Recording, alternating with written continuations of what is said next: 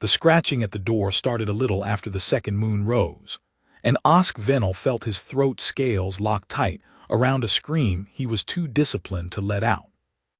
He was a surveyor. He had crossed 9 frontier worlds with a measuring drone and a sidearm he had never once fired, and in all that time he had learned the single rule that kept Threll alive on the edge of settled space. When the deep wood came to your door in the dark, you did not open it. You bled the lamps, you went still, and you waited for morning to count who was left. The human did none of these things. Mara Deal set down the tin cup she had been drinking from, wiped her mouth with the back of her wrist, and stood up from the table as if a neighbor had knocked. The firelight moved on her plain, ordinary face, a face Osk had already decided was unremarkable, the kind of face that belonged behind a supply counter 3 sectors from anywhere. She was young, for a human. Late 20s, they'd told him at the Reach. She wore a canvas work shirt gone soft at the elbows and a length of cord tying back dark hair, and she crossed her own single room toward the sound that was now peeling long grooves down the outside of her door. "Do not," Osk whispered. His translator caught it and murmured it in the flat human tongue, and he hated it for that. "Do not open that." "He'll only ask louder." Mara said it the way a person says the kettle's boiling. She lifted the heavy bar off its brackets, the only serious defense the cabin had, a slab of black heartwood as thick as Osk's leg, and she leaned it against the wall like she meant to leave it there. Then she put her hand flat on the door, and she said one word. Osk did not catch it. It was low, almost under sound, more breath than voice, and it went out through the wood and into the dark, and the scratching stopped. Everything stopped. The forest that had been ticking and sighing and rustling all night held its breath the way a crowd holds its breath, and in that held quiet Osk heard the thing on the other side of the door do the most impossible thing he had ever heard a deepwood predator do. It answered her. A sound came back through the heartwood, a deep, folding rumble that dropped below hearing and came up the soles of his feet, and it was not a challenge and it was not a hunt call. Osk had catalogued 400 creatures across 9 worlds. He knew the shape of every threat a throat could make. This was none of them. This was a question, asked in a register so old and so patient that his own body wanted to answer it. And he was a coward and a surveyor, and he still felt his knees try to fold him down toward the floorboards in something that was almost respect. Mara opened the door. The thing filling her doorway was taller than the frame and had to lower itself to look inside. And when the firelight found it, Osk understood at last why the Threll of Sarn's Reach had built a wall 30 spans high and still slept with the lamps burning. They called it a grosk. It stood on 4 trunk-thick legs with 2 shorter forelimbs folded against a chest broad as a cargo hatch. And its hide was not hide at all but a living crust of bark and gray moss and old lichen, so that a full-grown grosk looked less like an animal than like a piece of the forest that had decided to stand up and walk. Its head was a wedge of bone and root. Its eyes, when they opened, were the deep amber of sap catching light, and there were teeth in the wedge of its skull that could take a Threll in half without the grosk breaking stride. It could have come through the wall of the cabin like the wall was a curtain. It waited on the doorstep instead, forelimbs folded, head bowed under the lintel, and it looked at the young human woman and made the low folding sound again, and Mara said, "All right.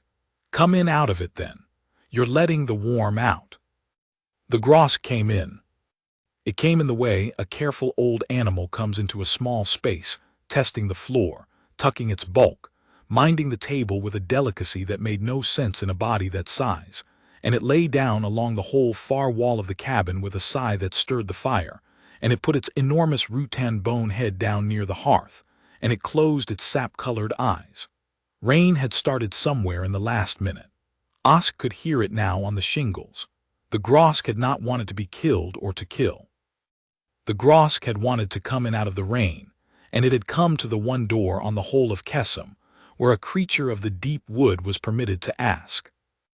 Osk Venel sat very still on his stool with his untouched supper going cold in front of him and his sidearm forgotten in its holster, and he watched a human refill her tin cup and step over one massive folded forelimb like it was a root across a path and settle back down at her own table to finish her drink. "You get used to it," Mara said. "I will not," Osk said with total honesty, "get used to that." She smiled at that. It was a tired smile, an ordinary one. "That's Bramble," she said. "He's the oldest one in this stretch of the Vernwood, near as I can tell. He doesn't come in much. When he does, it's usually weather." She nodded at the door, still standing open on the wet black forest. "Would you close that? He's polite about the door, but he won't shut it. None of them will. They think it's mine to work." Osk got up on legs that did not entirely belong to him, and he crossed the room with a monster the size of a hauler breathing 3 spans away, and he shut the human's door, and he set the black heartwood bar back into its brackets because his hands wanted something to do. And when he turned around, Mara was watching him with those calm, plain eyes, and he understood that she had let him see this on purpose.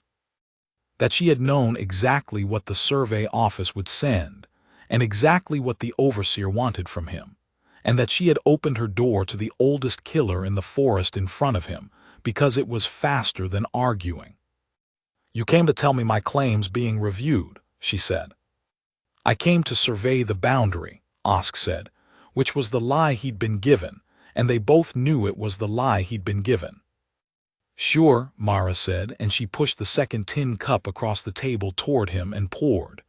"Then you'll want to have seen the boundary properly. Drink that. You've gone the color of a wet map." She was not wrong. Osk drank. It is worth saying, before anything else in this account, that no one had expected Mara Deal to live through her first winter. Osk learned the whole shape of it over the following days, partly from the woman herself and partly from the sour, delighted gossip of Sarn's Reach, which was the only settlement of any size on the whole cold flank of Kessam, and which had adopted the human's forest cabin as its favorite joke a little over 2 years ago. She had come in on a colony transport as a contract botanist, a soil and seed specialist, one of a dozen odd human trades the frontier authority scattered across new worlds like handfuls of grain, hoping something would take. Her contract had ended. Most humans, when the contract ended, took the return berth. Mara Deal had taken a homestead claim instead. That in itself was not the joke. Threll took homestead claims all the time. It was how the Reach had grown from a landing scar into a walled town of 9,000 in a single generation. The joke was where she'd filed. Every sane claim on Kessam hugged the cleared land inside the wall, or the tame river meadows the concession logged and burned and reseeded on a rotation. Mara Deal had walked past all of it. She had filed on a quarter section of the Vernwood itself. The old growth, the deep wood, the standing dark that the Threll did not enter after their 4th-generation grandsires had learned the hard arithmetic of what lived in it. She had filed on the one kind of land no colonist wanted, at the one price the authority was willing to give it away for, which was nothing, because everyone in the land office assumed she was buying her own grave, and there was no profit in charging a corpse for the plot. They had a pool going down at the Reach. Osk heard 3 separate versions of it. Some said the bets were on which month she'd die, some said which beast would do it. The harbor crew said the smart money had been on the first frost, when the grouse came down off the ridges to feed before the deep cold. The frost came. The grouse came down. And in the spring, when a concession timber crew finally worked its way up to the edge of her quarter section to see whether the claim had reverted, they found a cabin with smoke coming out of the chimney, a garden turned and planted, and Mara Deal splitting heartwood in the yard with a grouse the size of a freight sledge lying in the sun 10 spans away watching her do it. The timber crew did not stay to ask questions. The timber crew went back to the Reach and got drunk and told a story that nobody believed, and that was the beginning of the second joke, which was slower and less kind than the first. Because a human surviving the Vernwood was a wonder, and the Reach liked a wonder. but a human that the Grosk did not touch. A human the deep wood seemed to leave a wide and deliberate berth. That was not a wonder. In the mouths of the wrong people that became a problem. It became a thing that needed explaining, and the frontier has never in its history left a thing unexplained when it could instead be owned, taxed, licensed, or removed. The wrong person in this case was the overseer of the concession, and his name was Sark Drail. Osk had met Drail exactly once before being sent up the mountain, and once had been sufficient. The overseer held every hide, timber, and rendering right on the cold flank of Kesem by a grant that ran another 40 years, and he wore that grant the way lesser Threll wore armor. He was old for their kind, his scales gone the gray gold of tarnished brass, and he had the particular stillness of a creature that has never in its adult life had to move faster than it wished to. He kept his office in the tallest structure inside the wall, above the rendering yards, where the smell of the concession's work, the boiled hide, the rendered fat, the great racks of drying grosk bark that the eastern markets paid so well for, rose up through the floor and had long ago stopped bothering him. He had summoned Osk to that office, and set a single fact on the desk between them like a coin. 2 years, Drail had said, and the deep wood has not eaten her. He'd let that sit. Do you know what a grosk hide brings dressed in the interior markets? Do you know what the bark alone brings? There is a fortune standing in the old growth on that woman's quarter-section, surveyor, and it does not come down off the ridges to be harvested anymore. It comes down to lie in her yard. My crews cannot work within a half-day's walk of her claim. The beasts have gone strange around her, and a strange forest is a forest that is not producing. He had folded his forelimbs. You will survey her boundary. You will find that her improvements do not meet the terms of her grant, that a homestead claim requires cultivation, and that a woman living as a pet of the deep wood is not cultivating anything. And on that finding I will reclaim the quarter-section, and the concession will resume harvest, and the beasts will remember what they are for. And if her improvements do meet the terms, Osk had asked, because he was a surveyor and the question was reflexive. Drail had looked at him with the flat patience of a creature that owned the outcome regardless of the facts. Then you will survey more carefully, the overseer had said. That was the errand Osk Venel had carried up the mountain, and that was the errand he was thinking about at the human's table with a grosk asleep against the far wall and the rain on the shingles. And it was the reason he did not sleep that night, even after Mara Deal had gone up the ladder to her loft and left him a bedroll by the banked fire and a beast the size of a bus for company. He lay awake listening to Bramble breathe. The great animal's breathing was slow and even, and it moved the ash in the hearth, and somewhere in the small hours Osk gave up on sleep and lay watching the sap-colored gleam under the grosk's half-closed lids and thinking, with a surveyor's helpless precision, that Drail had made exactly one mistake. The overseer had assumed the beasts had gone strange around the woman. They had not gone strange. Osk had watched one of them ask to come in out of the rain and wait and be answered. There was nothing strange in the deep wood at all. There was only a law he had never been taught, and a door where it was kept, and a human who kept it. He did not yet have the language for what he had seen. That would come later, and it would come from the Threll's own mouths, and it would spread from the reach across the whole cold flank of Kesem until even the interior markets knew the phrase. But lying by that fire, all Osk had was the beginning of it, a low sound through heartwood, and an answer, and the certain, sinking knowledge that he had been sent up the mountain to help a powerful old creature take the one thing on this world that the deep wood had already, in its patient and ancient way, decided to protect. He would have to write a report. He was already dreading the survey. In the morning the rain had stopped, and Bramble was gone. The great animal had let itself out somehow, the door still barred from the inside, which Osk did not attempt to explain to himself. And the only sign it had ever been there was a long shallow trough worn in the earth outside the threshold, and a scattering of shed gray lichen on the floorboards that Mara swept toward the hearth without comment. She made a flat human bread on a stone by the fire and a bitter root tea, and she fed Osk without asking whether he wanted feeding, and she watched him get his measuring drone out of its case with an expression he was coming to recognize. It was not hostility.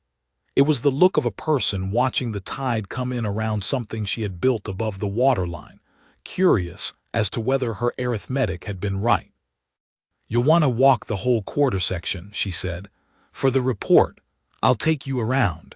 There's places you don't want to walk into without me. Places the Bramble will object to." "Bramble's the least of it." She pulled on a canvas coat. "Bramble's a gentleman. There's a Vale Range on the North Line and they're raising kits this season, so we go around and we go slow, and when we see the sentry you stop walking and you let me talk. Can you do that?" "I have crossed 9 worlds," Osk said with dignity. "That wasn't a no or a yes," Mara said and opened the door. The Vernwood in daylight did not look like a place that killed people. That was the trap of it, Osk decided within the first 100 paces. The old-growth trunks went up gray and columnar and impossibly tall, and the light came down through the canopy in long green shafts thick with drifting spores, and the floor was soft and clean and open in the way only very old forest ever is, where nothing young has had a chance to grow. It was beautiful. It was quiet. It was, Osk's instruments told him, thick with the movement of very large animals in every direction he pointed the drone, none of them visible, all of them aware of the 2 figures walking the boundary line, and every one of them keeping its distance from the human the way water keeps its distance from oil. "They're pacing us," he said. "They're minding us." Mara didn't slow. She walked the deep wood the way she'd crossed her own cabin, unhurried, sure-footed, her hands loose at her sides. "There's a difference. Pacing means they're deciding. They decided about me a long time ago." She stepped over a root the width of Osk's body. "You they're still deciding about. That's why you stay close and you let me talk." They reached the North Line an hour on, and that was where Osk met the Vale, and that was where he stopped pretending to himself that he understood anything. The sentry came out of the green without a sound. One moment the shafts of light were empty, and the next there was a shape standing in them, and Osk's whole body went to water because the shape was wrong in the specific way that predators are wrong, too still, too balanced, too obviously built around a single purpose. The Vale stood on 4 legs like a hound, but its shoulders came up to Osk's chest, and its head was crowned with a rack of dark backswept antlers that were not for display, that were smooth and worn to points at the tips, and beneath the antlers its face was a hunter's face, all forward-set eyes and a long jaw that did not entirely close over its teeth. Gray brindled coat. A throat that was already making a sound, low, climbing, the front edge of a challenge. And behind that first sentry Osk's drone painted 6 more shapes in the green, a whole line of them, and he understood he was looking at the raised kit range Mara had warned him about, and that he had walked to the edge of a thing that would kill him in the time it took to be sorry. Mara stopped walking. She put one hand back flat without looking, the gesture a person makes to a child at a curb, and Osk stopped as if she'd roped him. Then she crouched down. She went right down on her heels in the leaf litter, making herself small, and she turned her face a little to the side, and she made a sound Osk had heard once before, the night at the door, low, folded, more breath than voice, and she held it, and she waited. The sentry's climbing challenge broke off. It cocked its antlered head. It took 3 stiff steps forward, nostrils working, and Osk saw the exact moment the animal's whole posture changed. The moment the hackle went down along its spine and the tail dropped from its high hunting carry to something loose and low, and the long jaw closed. It came the rest of the way at a walk. It walked up to the crouching human and put its terrible narrow head down and pressed the flat of its brow, antlers and all, against her shoulder, and Mara laid her ordinary hand along the side of its face and said, quietly, "There. That's it. How's the little ones this year?" "That's a hunting veil," Osk heard himself say. His voice had gone strange. "That's a raise kit sentry. Those kill concession crews. There is a bounty. There is a standing bounty on exactly that animal." "I know there is." Mara scratched the veil under its jaw, and it leaned its whole considerable weight into her, eyes half shut, and along the north line the other 6 shapes had come out of the green to stand and watch, not advancing, ranked in a loose curve like an honor guard that had not decided whether the visitor rated the honor. "That's half of why I filed here. The bounty pushes the crews deeper into the range every season, and the range pushes back, and the whole north end of the Vernwood's been a running war since before I came. Somebody had to stand in the middle of it." She stood up. The veil stood with her, shoulder to her hip. Turns out the middle was the only safe place to stand. She looked at Osk then, and there was something in her plain face that was not the tired amusement he'd been reading all morning. It was the thing underneath the amusement, and it was Flint. "You're going to write in your report that I don't cultivate anything," she said. It wasn't a question. "Drayle told you what to find before you left, and you're going to find it because that's what surveyors are for. I know how this works, Osk. I've watched it work on 4 worlds." She started walking the line again, and the veil sentry paced her, and its 6 ranged kin melted back into the green one by one.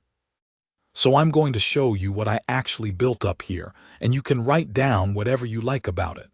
But you'll have seen it. That's the only thing I want off you. I want you to have seen it before you sign it away." Osk followed the human and the antlered killer along the boundary of a claim that the overseer of the concession had already, in every way that mattered, decided to take. And he began, against 30 years of training, against 9 worlds of caution, against the report already half-written in his head, to want very badly to see it. Here is what Mara Deal had actually built, and how she came to build it, because Osk got the whole of it out of her over the days that followed, in pieces, at the table and on the line, and because the pieces matter more than the ending. She had not set out to be adopted by the deep wood. She wanted that understood, and she said it more than once, a little sharp, as if forestalling a version of the story she'd heard told about herself and hated. She had set out to grow food in the old-growth loam, which was the richest soil on Kessam, and which no one worked because of what lived on it, and she had done her arithmetic before she filed. She knew what a grosk was. She knew what a veil range was. Her arithmetic had simply come out different from everyone else's, because everyone else had started from the assumption that the deep wood was an enemy to be walled out, and Mara had started from the assumption that it was a neighbor she had not yet met. The first winter had very nearly proved everyone else right. The grosk had come down off the ridges in the frost exactly as the harbor crew's smart money predicted, and one of them, not Bramble, a younger one, half his size and twice his temper, had come down onto her half-built claim in the blue cold before dawn, and had smelled the root cellar and the smoked meat, and the single human sleeping in a cabin with no bar yet on its door, and it had come for all of it. Mara had woken to the wall of her own house coming apart.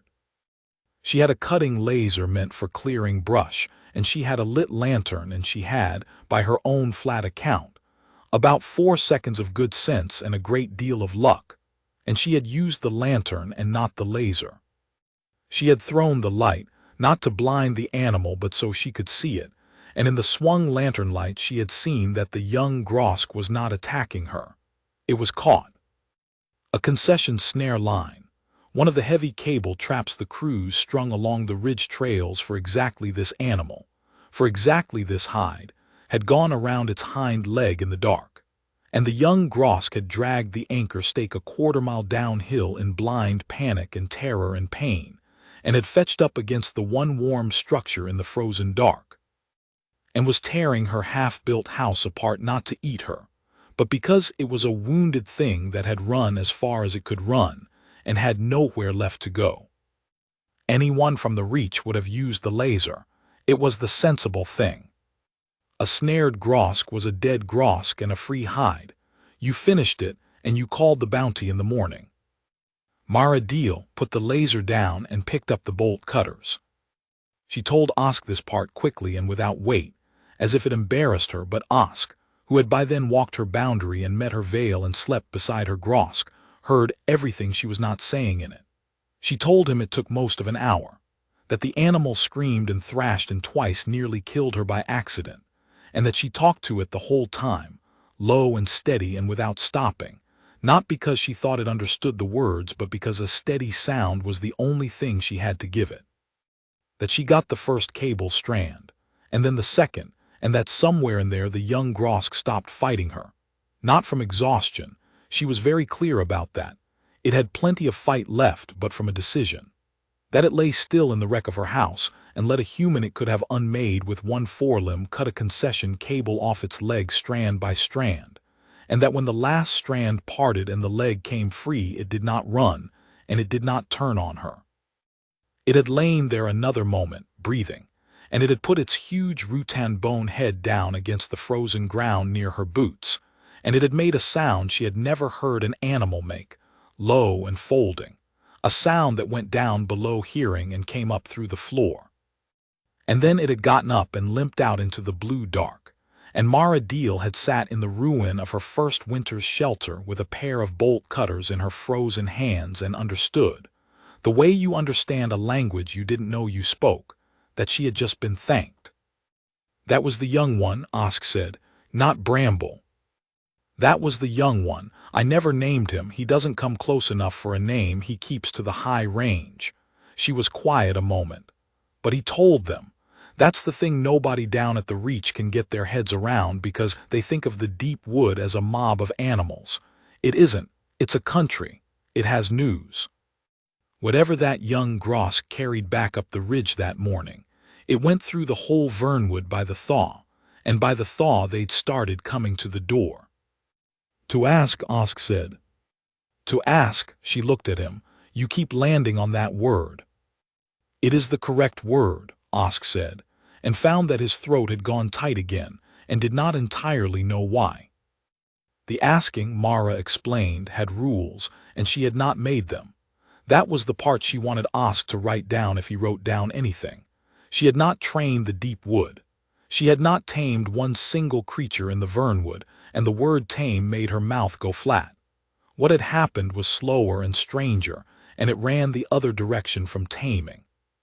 The forest had taught her its own courtesy, and she had done nothing cleverer than learn it and keep it. It went like this. A creature that wanted something from her, shelter from weather, a wound seen to, sometimes only the warmth of the fire on a hard night, came to the door, and it did not come through the wall, and it did not force the threshold, and it made the low sound, and it waited. That was the whole of it from the animal's side. And from her side, the rule was equally simple and equally without exception. The threshold was hers, and nothing crossed it that she had not answered, and everything that asked was answered honestly. If she said the low word back and opened the door, the creature came in and was safe and behaved, because inside her door the war of the Vernwood was suspended. Vale did not hunt beside her fire.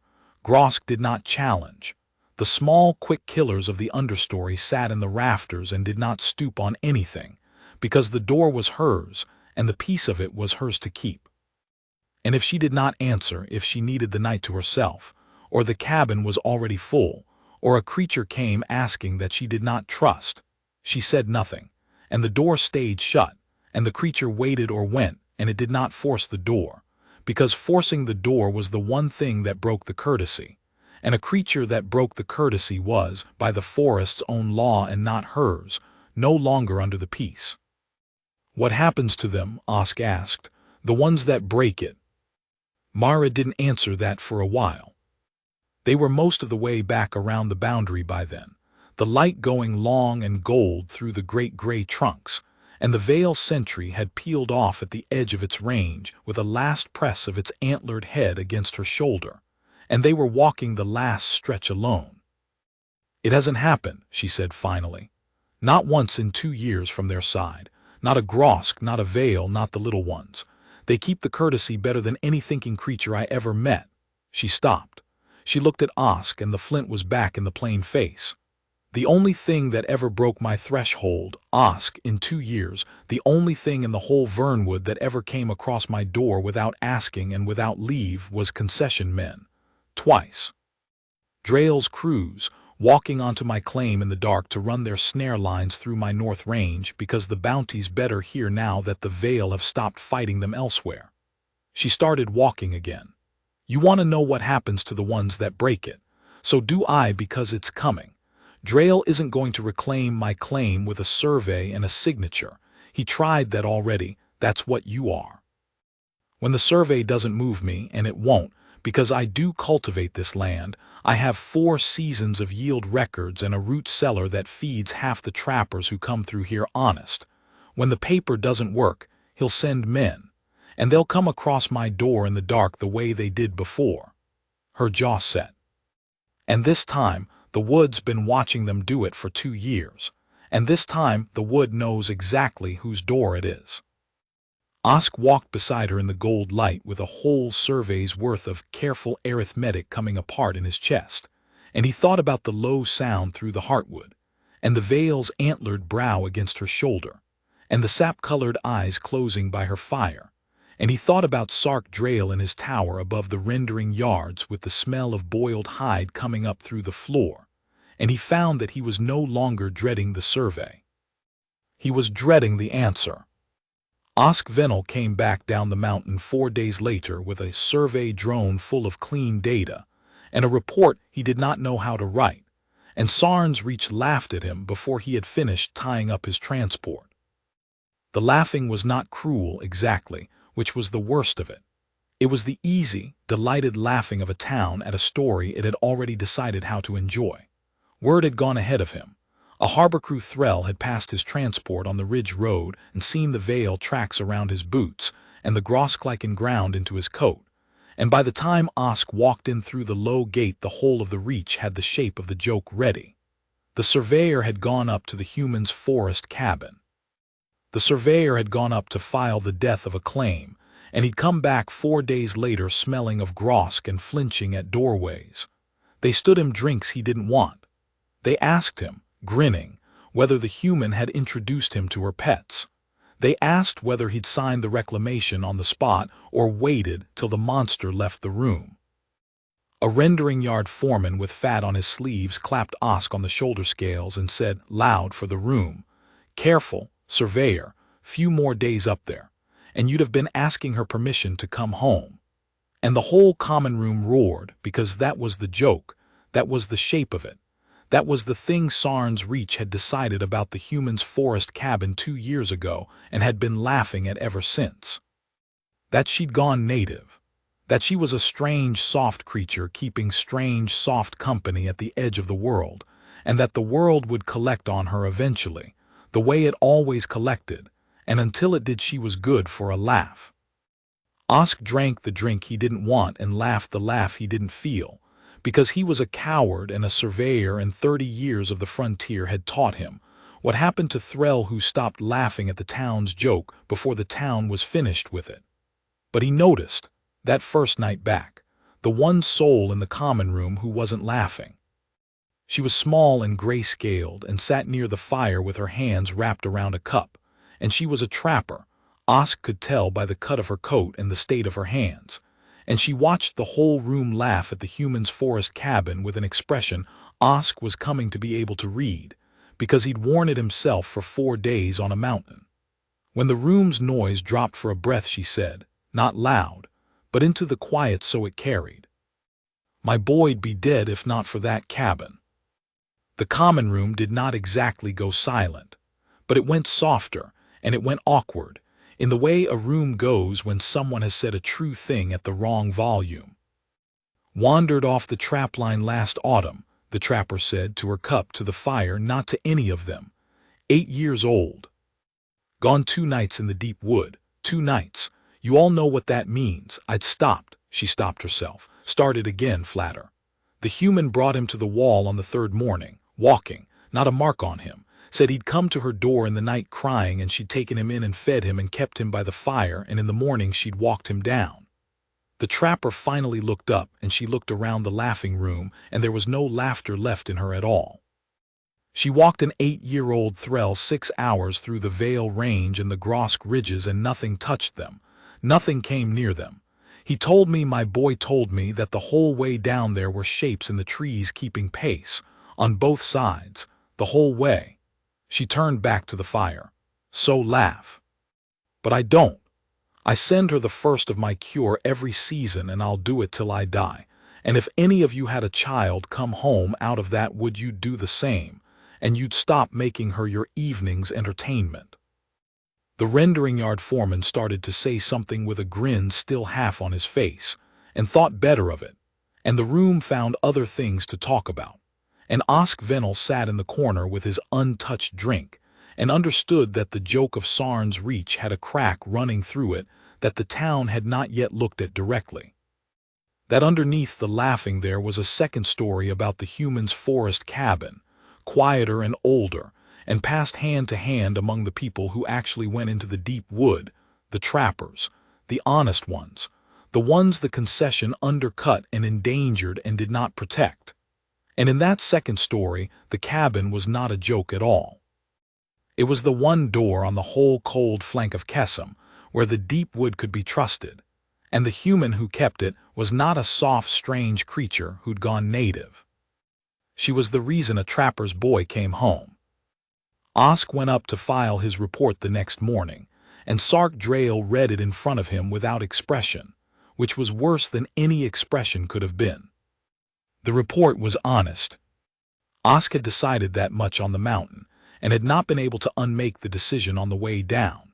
It laid out 4 seasons of documented yield off the old-growth loam, real cultivation, real record, a root cellar that provisioned 1/3 of the independent trappers working the North Range, and kept them alive through the hard months. It laid out improvements to the claim that met every term of the homestead grant, and several the grant didn't require. It concluded, in the flat language of survey, that Maradil's claim was in full compliance, that no grounds for reclamation existed, and because Osk was still, underneath everything, a surveyor, and a surveyor tells the truth about the land. It noted the anomalous but stable non-aggression of the local apex fauna within the claim boundary, as a factor materially reducing the mortality risk to the independent trappers who relied on the claim's stores. Drail finished reading. He set the report down on the desk, squared it with 2 claws, and looked at Osk for a long moment with the flat patience of a creature that has never once been told no by the facts and did not intend to start. "I asked you to survey more carefully," the overseer said. "I surveyed accurately," Osk said. His voice did not shake, which surprised him. "The claim complies, overseer. It complies enormously. She is doing everything the grant asks and feeding your trappers besides. There are no grounds." "There are always grounds." Drail rose. He went to the tall window that looked down over the rendering yards, the drying racks of grosk bark going out to the interior markets, the whole boiled and rendered machinery of his 40-year grant. "You have told me she feeds the independents. Do you understand what you have told me, surveyor? You have told me that a single unlicensed human at the edge of my concession has made herself necessary. That the trappers I have spent a decade trying to bring under contract now have somewhere else to keep warm and stock their cellars, somewhere I do not own, cannot tax, and cannot close." He turned. "And you have told me that the deep wood, which I hold every rendering right to on this flank, has organized itself around her door. You think you have written a report clearing her. You have written me the reason she cannot be permitted to remain." Osk stood very still. Down through the floor came the smell of the yards, boiled hide and rendered fat, the smell Drail had long ago stopped noticing, and that Osk was noticing now with a clarity that turned his stomach. "What are you going to do?" Osk said. "I am going to correct a misunderstanding the wood has developed," Drail said, "about who this flank belongs to." He came back to the desk and sat and folded his forelimbs, and the audience was over. "You may go, surveyor. You have been more useful than your report. You have shown me the disease. I will not need you for the cure." Osk went. He got as far as the door of the tower before the last thing Drayle had said turned over in his mind and made him cold, and he stood in the stairwell above the rendering yards with the report already filed and useless behind him, and he thought, he is not going to send a survey. He is not going to send a signature. He is going to send men, and he is going to send them in the dark. Across a threshold the whole deep wood has spent 2 years learning is not to be crossed, and he does not know, he genuinely does not know, because he has never once had to learn a courtesy he did not invent, what it is he is about to break. Osk Venel had crossed 9 worlds without ever firing his sidearm. He had laughed at the town's joke the night before because 30 years had taught him to. But standing in that stairwell he found he had one act of courage in him after all, small and probably useless, and he decided to spend it. He was going to go back up the mountain and warn her. He was too slow, and he was not the only one who understood, and both of those things saved more than they cost. The concession did not move that week or the next. Drayle was old and patient, and he did not send men into the deep wood in a temper. He prepared. Osk, watching the tower from the survey office with a caution he was not proud of, saw the shape of the preparation assemble across a month. He saw a hunt master come in on the interior transport, a lean, scarred thrall named Coriel Gaunt, who held contracts on 3 worlds for the clearing of dangerous fauna, who had the particular deadness around the eyes of a creature that had made a living unmaking other creatures, and had stopped feeling it a long way back.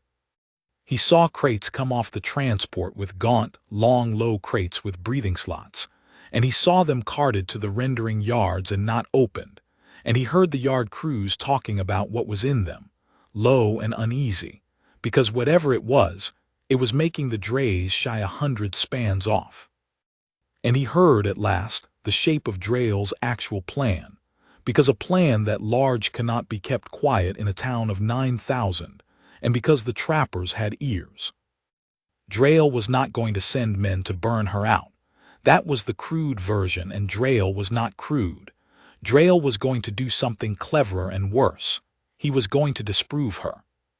He was going to take the second story of Sarn's Reach, the quiet story, the trapper's story, the one where the human's forest cabin was the one safe door on the flank, and he was going to gut it publicly in front of witnesses, so that even the trappers who owed her their children would have to admit that the whole thing had been a soft, strange fantasy all along. He had brought Gaunt and Gaunt's crates for exactly this. Whatever was in the long, low crates with the breathing slots was a killer, an apex from some other world, off-catalog, something the deep wood of Kesem had never met and had no courtesy with, something no low word would reach. And Drayle was going to bring it up the mountain, with witnesses, and he was going to loose it at her door. And when it did what a strange apex does to a lone human in a cabin, the whole legend would be over, and the claim would revert, and the concession would resume harvest, and the flank would remember what it was for. It was a good plan. Osk, who hated it, could see that it was a good plan. It had only the single flaw that all of Drayle's arithmetic had, which was that the overseer had never in his long, comfortable life had to learn a law he did not make.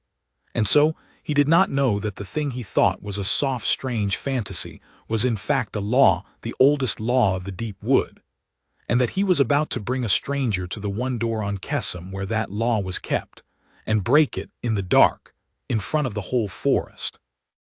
Osk did not know all of that yet either, but he knew enough. He knew a hunt master and 3 breathing crates were going up the mountain to the human's door, and he knew the town was being invited to come and watch the joke get its ending, and he knew he had one small act of courage saved up. He went to the trapper by the fire first, the small gray one, whose boy had come home, and he told her what he'd heard, and he watched her face go from grief to something harder and more useful, and she said, "How long?" And he said, "Days, maybe. Not more."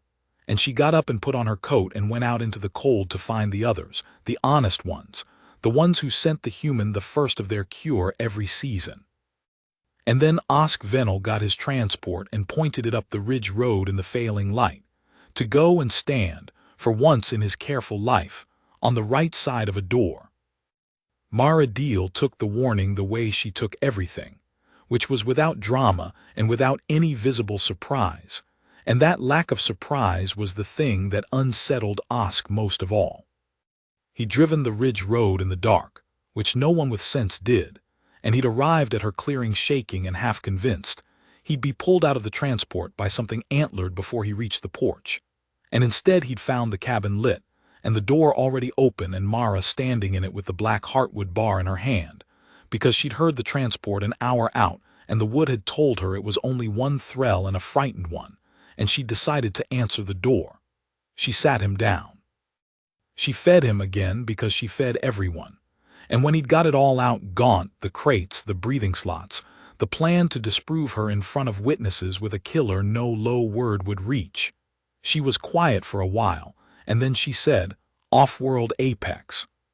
Something the Vernwoods never smelled. Not a question, working it. That's clever of him, cruel and clever. "You have to leave," Osk said.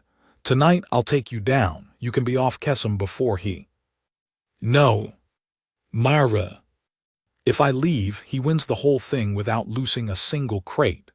She wasn't angry. She was laying it out, the way she'd laid out her arithmetic before she filed. "He doesn't want me dead, Osk. Not really. A dead human's a martyr, and the trappers loved my father figure enough already. He wants the story dead. He wants Sarn's reach to watch the deep wood fail to protect me, so that the quiet story turns back into the joke and stays a joke forever. And then it doesn't matter whether I'm here or gone. The door's finished either way. The only way he loses is if the door holds, in front of the witnesses. That's the only version where the trappers keep somewhere warm to stock a cellar after I'm dust." She set her cup down. "So I'm not leaving. I'm going to open the door in front of the whole town, and I'm going to find out whether 2 years of courtesy is worth anything against a thing that never learned it. And if it isn't—" She looked at him a long moment. The fire moved on her ordinary, tired, unremarkable face. "Then I was wrong about the neighbors," she said, "and I'd rather find that out standing in my own door than running from it. But I don't think I was wrong. I've spent 2 years learning I wasn't wrong." She stood and banked the fire and looked out the window at the standing dark where the wood was ticking and sighing, and Osk now understood, listening. "They already know he's coming. Whatever's in Gaunt's crates, the wood smelled it come off the transport a month ago, and it's been coming up the ridges to my door every night since, one at a time, to tell me. You didn't see it on your way in because they went quiet for the transport. But they're out there. More of them than have ever come at once." She was quiet. "They're not asking to come in, Osk. That's the thing that's got me. They come to the edge of the clearing and they make the low word and they wait, and when I go out they don't want the fire and they don't want a wound seen to. They just want me to know they're there, all of them, the whole flank." She turned from the window. "I've kept the door 2 years. I think this once they mean to keep it with me." The Vernwood, in its own country and its own tongue, had been arguing for a month about the stranger, and the Grosk the human called Bramble had settled the argument 3 nights before it needed settling, because that was what the oldest one in the deep wood was for. He did not think in words. The deep wood had no use for them, and what ran through the great old animal as he came down off the high range in the dark was older and slower and surer than words. But it had a shape, and the shape was this. There was a wrongness on the wind, a killing smell with no country in it, a thing that belonged to no ridge and no range and answered to no courtesy, carried up from the walled place below in a box that stank of fear and iron. The wood knew a broken thing when it smelled one.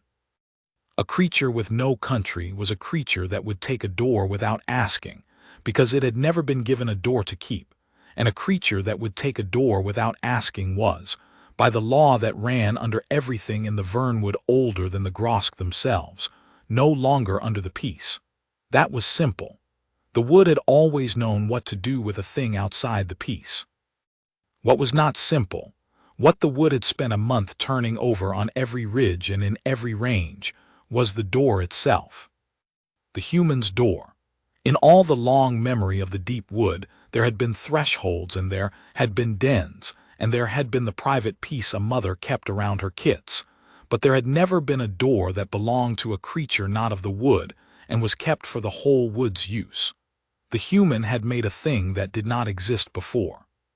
She had put a threshold at the edge of the country, and she had kept it honestly for 2 turns of the cold, and she had answered every asking and forced nothing and broken nothing. And slowly, without any of them deciding it in the way thinking creatures decide things, the door had become the wood's own, a place where the war stopped, where a wounded thing could lie down beside a thing that would kill it on any ridge, where the low word was answered and the peace was real. It was hers and it was theirs. And now a broken thing with no country was being carried up to break it, in front of the walled ones who had laughed at the door for 2 turns of the cold. Bramble came down to the clearing 3 nights before Gaunt's caravan set out, and he did not go to the door to ask, because he did not want the fire and he did not want a wound seen to. He stood at the edge of the clearing where the human could see him from her window, and he put his great rutan bone head down, and he made the low word, not asking to come in, but saying, in the only way the deep wood had, the thing that thinking creatures would have needed a great many words for and would still have gotten wrong. He was saying, the door is ours now and we will keep it. And along the black edge of the clearing, one by one, out of the ranges that had warred with each other since before the walled ones came, the deep wood came down to stand with him and say it too. They came for 3 nights, and on the 3rd night HFY stood on the human's porch beside her and watched the whole cold flank of Kesem assemble in the dark at the edge of a clearing, and he stopped, permanently, being able to think of the deep wood as a mob of animals. Mara named them for him quietly as they came, because he asked, and because naming them steadied his hands. The Grosk he knew, Bramble at the center, vast and patient, and behind him on the rising ground 2 more of the great moss-backed shapes, younger, one of them favoring a hind leg in a way that made Osk's throat close because he knew now which Grosk that was and what cable had marked it. The veil came, not 1 range but 3, ranges that Mara said had killed each other's kits inside her own memory, standing now in 3 loose antlered ranks along the north edge and not one of them lifting a hackle at the others, because this was the door, and the war stopped at the door. Smaller shapes filled the understory and the low branches, glisk. She called them quick-gliding killers the size of a threll's torso, all folded skin and forward eyes, that stooped on nothing tonight and only watched. A thing she called a render came out of the deep dark and stood apart from the rest, low and armored and quilled, a browser's body built around a predator's jaw, an animal Osk had only ever seen dead and stretched on a concession drying rack. And higher in the great gray crowns, something huge and silent moved from tree to tree and never quite showed itself. And Mara said that was the Merrow, and that in 2 years it had never once come to the door, and that its coming down off the high crowns tonight was the single thing out there that frightened her, because it meant the whole would understood exactly what was coming and had decided, top to bottom, ridge to root, to be at the door when it came. 9 kinds, Osk said. He had counted without meaning to, a surveyor counts. Grosk, Veil, Glisk, Render, Merrow, and the 4 more Mara named as they came. The delve that lived in the root hollows and the ridgecat and the pale climbing thing she had no name for, and the last, a low pack runner she called only the gray, that had never once come near her in 2 years and lay now at the very edge of the firelight with its chin on its paws watching her door like it had always meant to. 9 kinds of thing that kill each other on sight, standing in 1 clearing. 9 kinds of thing that keep the door, Mara said. And then quietly, almost to herself, in a voice that Osk would remember for the rest of his life because it was the first time he heard the human sound anything other than calm, she sounded, for just a moment undone by it, she said. They came for the low word, every one of them, that's all it ever was.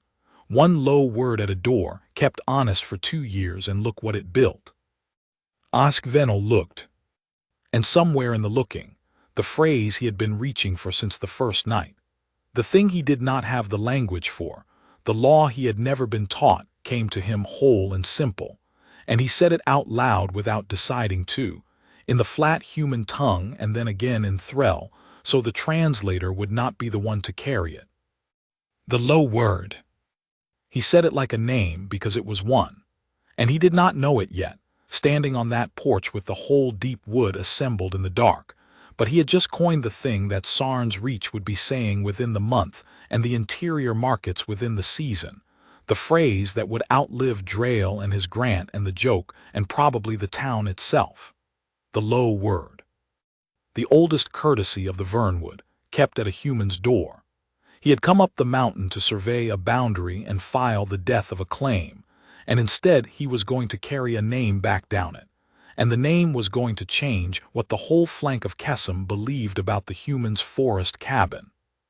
But first the caravan had to come, and behind Osk in the small hours, the trappers began to arrive, the small gray one who'd lost and found her boy, and the others, the honest ones, the ones who owed the door their children and their cellars and their lives, coming up the ridge road on foot in the cold with their lamps out so the concession wouldn't see them go.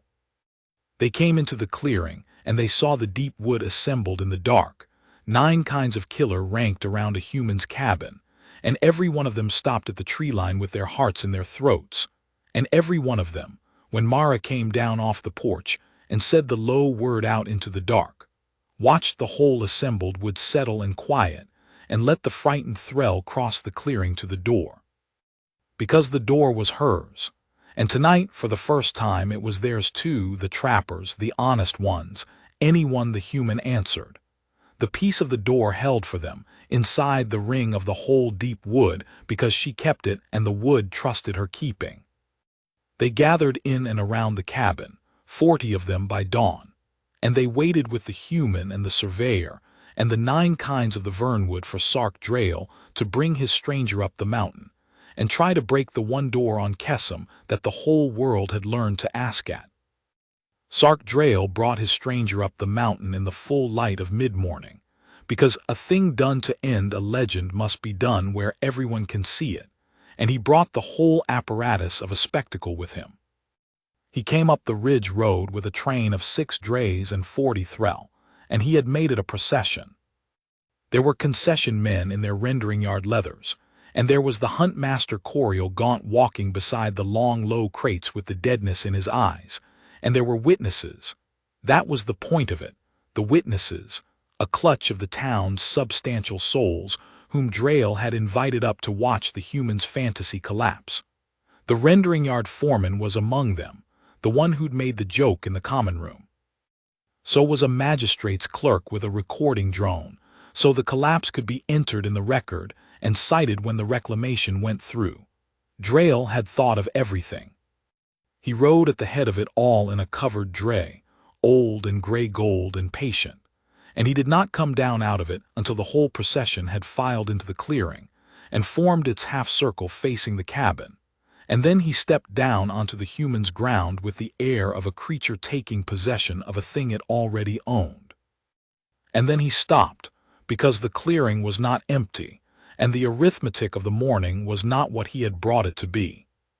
The trappers were there, 40 of them, ranged in a loose line before the cabin, the small gray one at the front with her jaw set, the honest independence of the North Range, the people Drayle had spent a decade failing to bring under contract, standing between his procession and the human's door.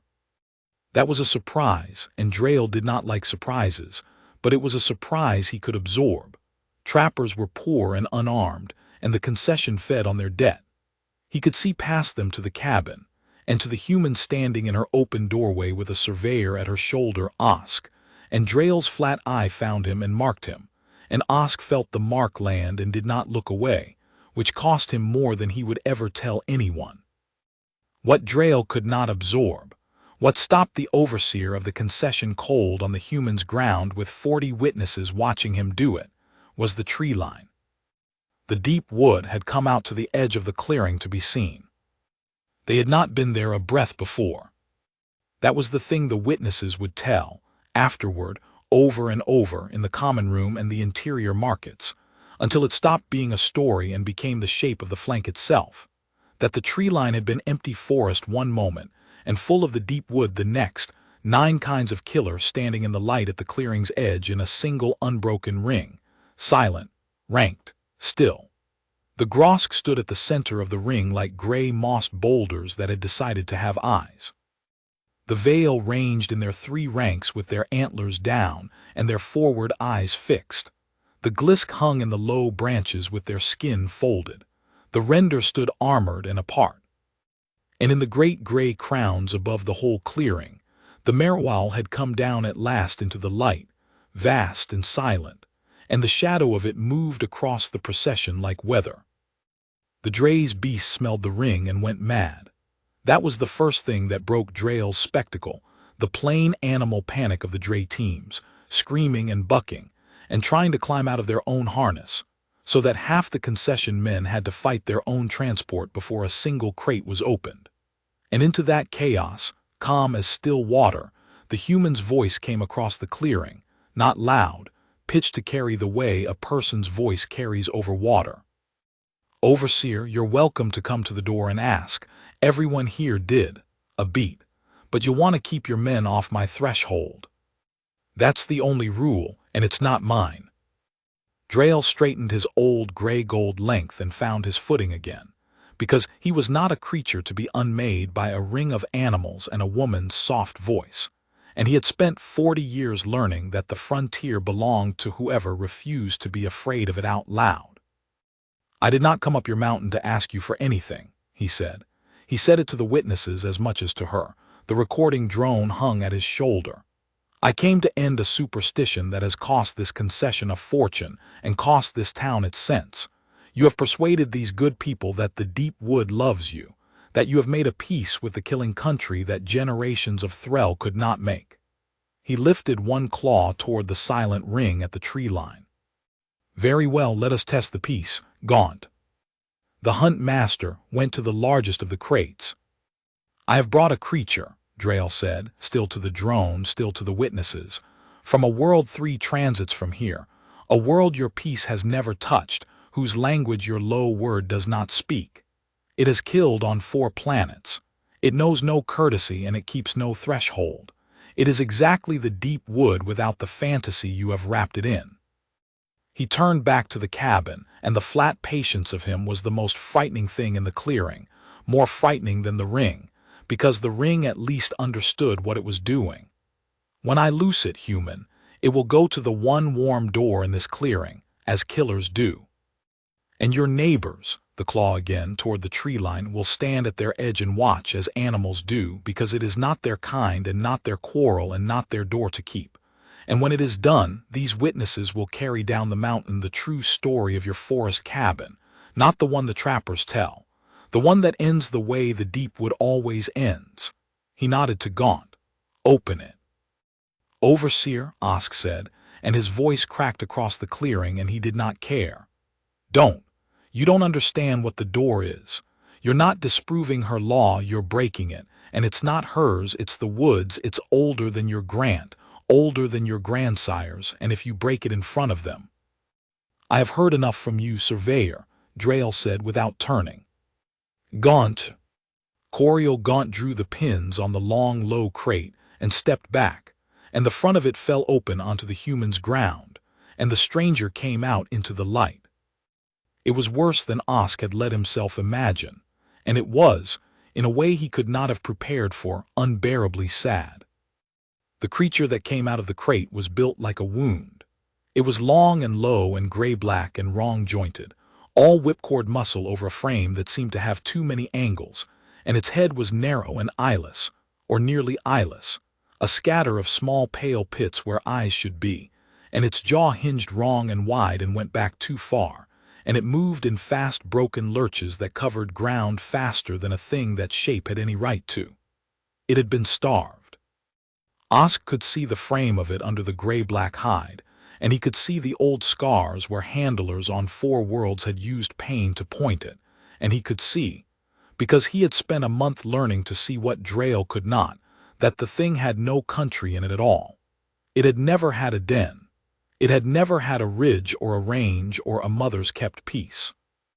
It had been taken from wherever it was born before it could learn a single courtesy, and it had been made into a tool for exactly this, for going to the one warm door and doing what killers do, and there was nothing in it now but the hunger it had been sharpened to and the pain that had sharpened it. It came out of the crate and it stopped, and its narrow eyeless head swung, tasting the air, and the whole clearing went silent enough to hear the human breathe. The deep wood at the tree line did not move. That was the thing Drayle had not counted on and would never afterward be able to explain, though the witnesses saw it plainly, and the recording drone caught all of it. The 9 kinds of the Vernwood did not stir when the stranger came out. They did not close in, and they did not flee, and they did not, as Drayle had promised the witnesses, stand at their edge like animals watching another animal's quarrel. They watched the stranger with a stillness that was not indifference and was not fear, and Osk, who had learned by then to read the deep wood a little, understood what the stillness was, and it turned him cold and then, strangely, warm. The wood was not deciding whether to defend the human. The wood had decided that 3 nights ago, standing in the dark. The wood was waiting to see what the stranger would do at the door, because the door was the law, and the law was not go and kill the intruder. The law was the door is asked at, or it is broken, and everything follows from which. The wood was giving the stranger the one thing no one on 4 worlds had ever given it. It was giving it the chance to ask. The stranger's head fixed on the cabin, on the open door, on the warmth coming out of it, and the small, ordinary human standing in it, and it gathered its wrong-jointed frame, and it came, not a charge, not yet. A fast broken lope straight across the clearing at the one warm door, 40 witnesses and 40 trappers and 9 kinds of killer watching it come, and Sark Drayle watching it come with the flat satisfaction of a creature whose arithmetic was about to come out right. Osk moved to step in front of Mara, and she put her arm out and stopped him without looking, the same flat gesture she'd made to him on the boundary line, the gesture a person makes to a child at a curb. She did not step back into the cabin. She did not reach for the heartwood bar leaning against the wall. She stood in her own open door with her ordinary empty hands loose at her sides, and she watched the killing thing come across her clearing, and Osk heard her draw one slow breath, and then he heard her do the only thing she had ever done at that door. He heard her say the low word. She said it to the stranger, to the eyeless, starved, broken thing that Drayle had brought 3 transits to break her door.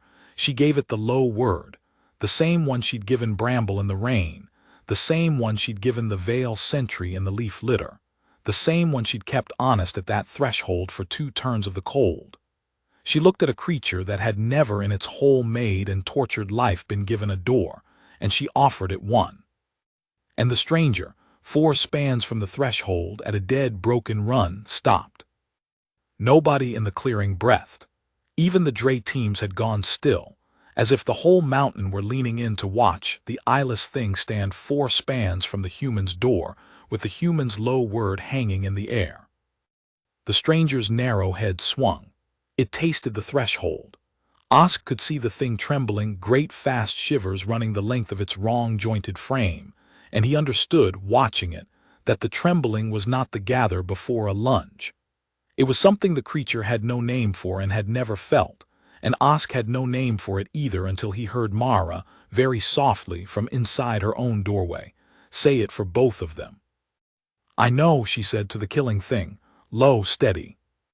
The same steady she'd talked a snared grosk through an hour of terror with. "I know. Nobody ever let you stop before. It's all right.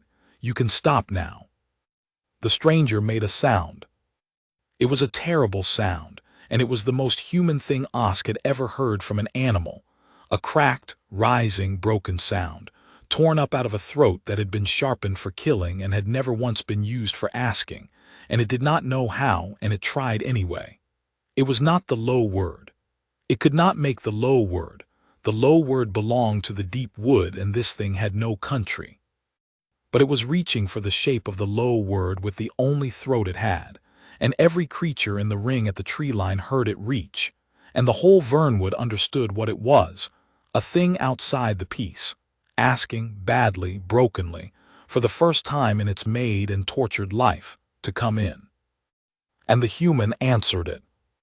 Yes, Mara said, and she stepped back from her own doorway, not away, not in fear, but the half-step aside a person makes to hold a door open, and she said the low word again, clean and whole, the way it was meant to be said, so the broken thing could hear the shape of the thing it was trying to make. Yes, come in out of it. Come on. The stranger crossed the threshold. It did not lunge across it, and it did not kill anything on the other side of it. It came the last 4 spans in a low, broken crawl with its narrow head down, the way a beaten creature comes toward the first warmth that has ever been offered, and it came in through the human's door, past the human's ordinary empty hands, and it went to the human's fire, and it collapsed against the warm stones of the hearth, and it lay there shaking. And Mara Deal crouched down beside a killer from 3 transits out that had murdered on 4 worlds, and she put her hand on its scarred gray-black flank. And it did not tear her arm off.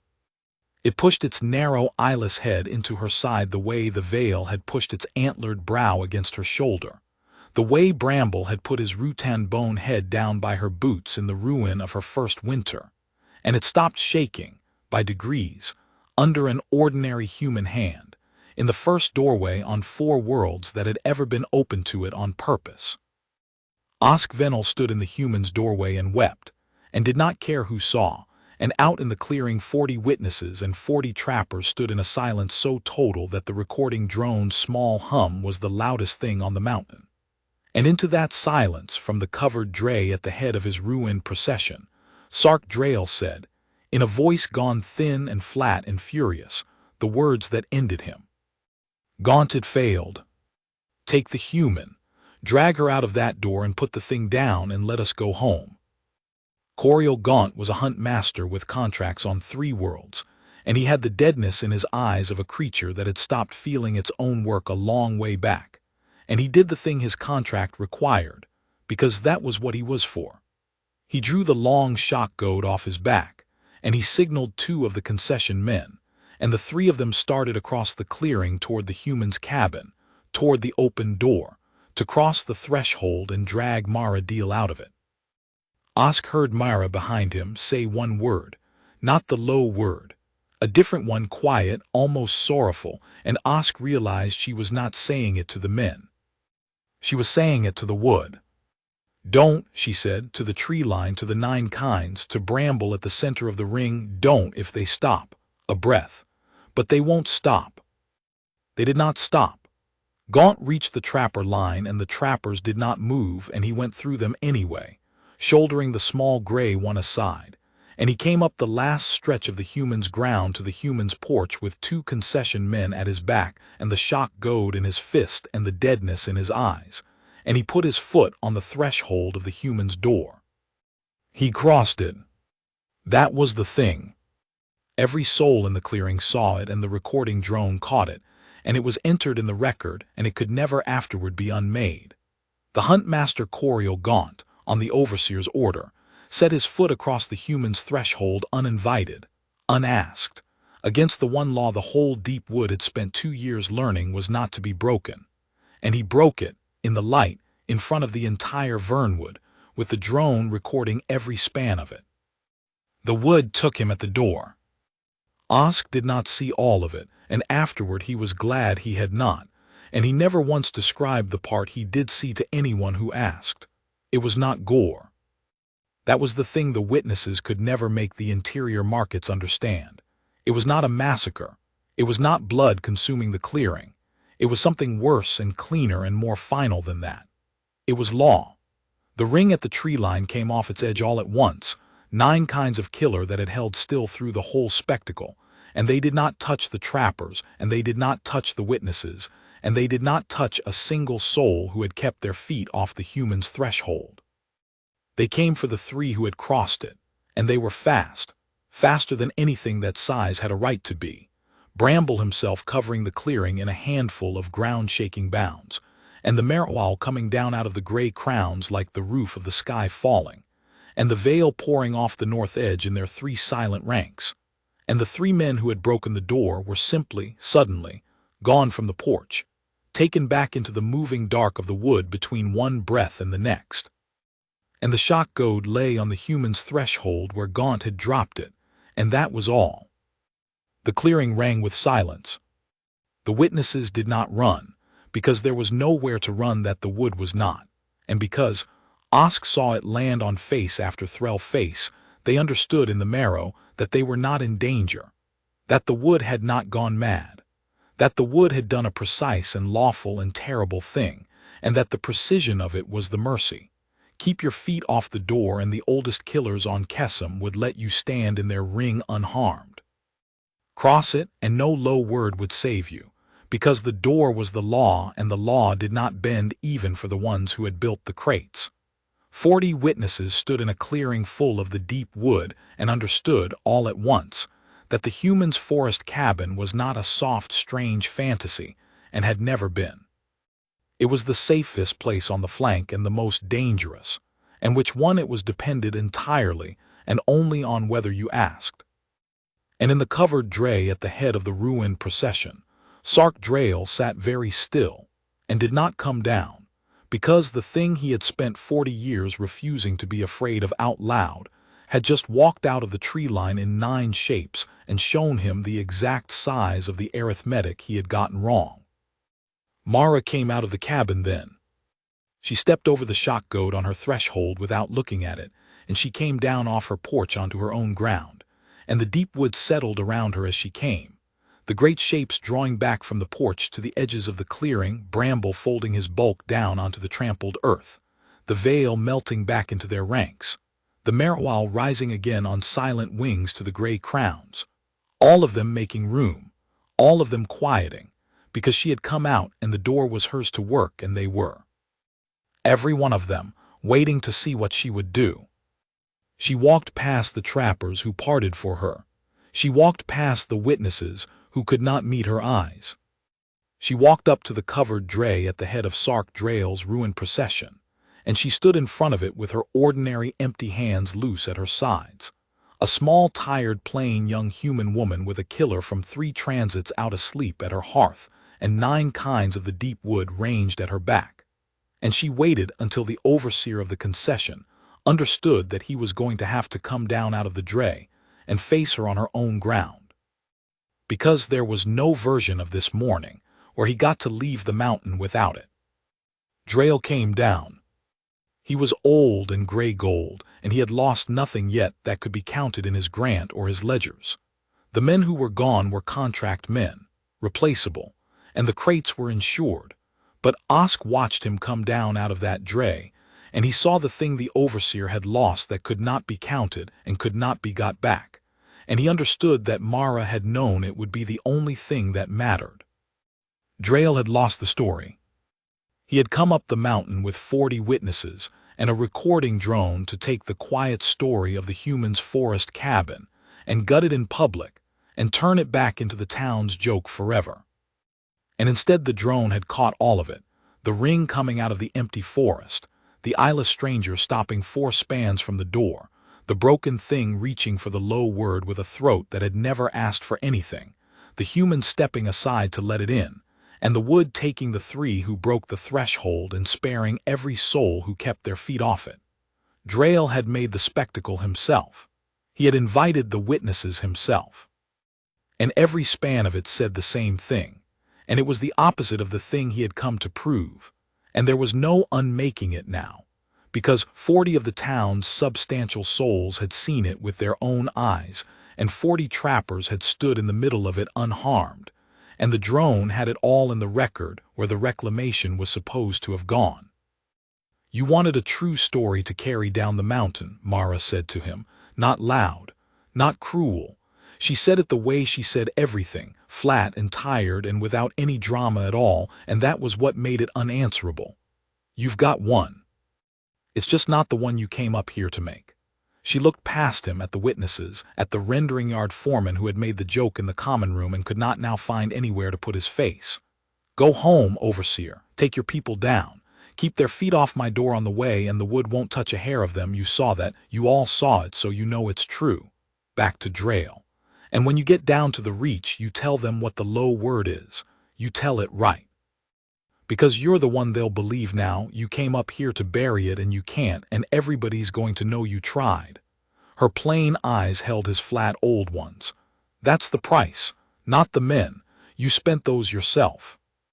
The price is that you're going to carry my door down the mountain in your own mouth, and you're going to keep carrying it, because every trapper on this flank now knows there's a door that keeps them and an overseer that tried to break it, and that's the story that leaves this clearing today. You made it. I just let you.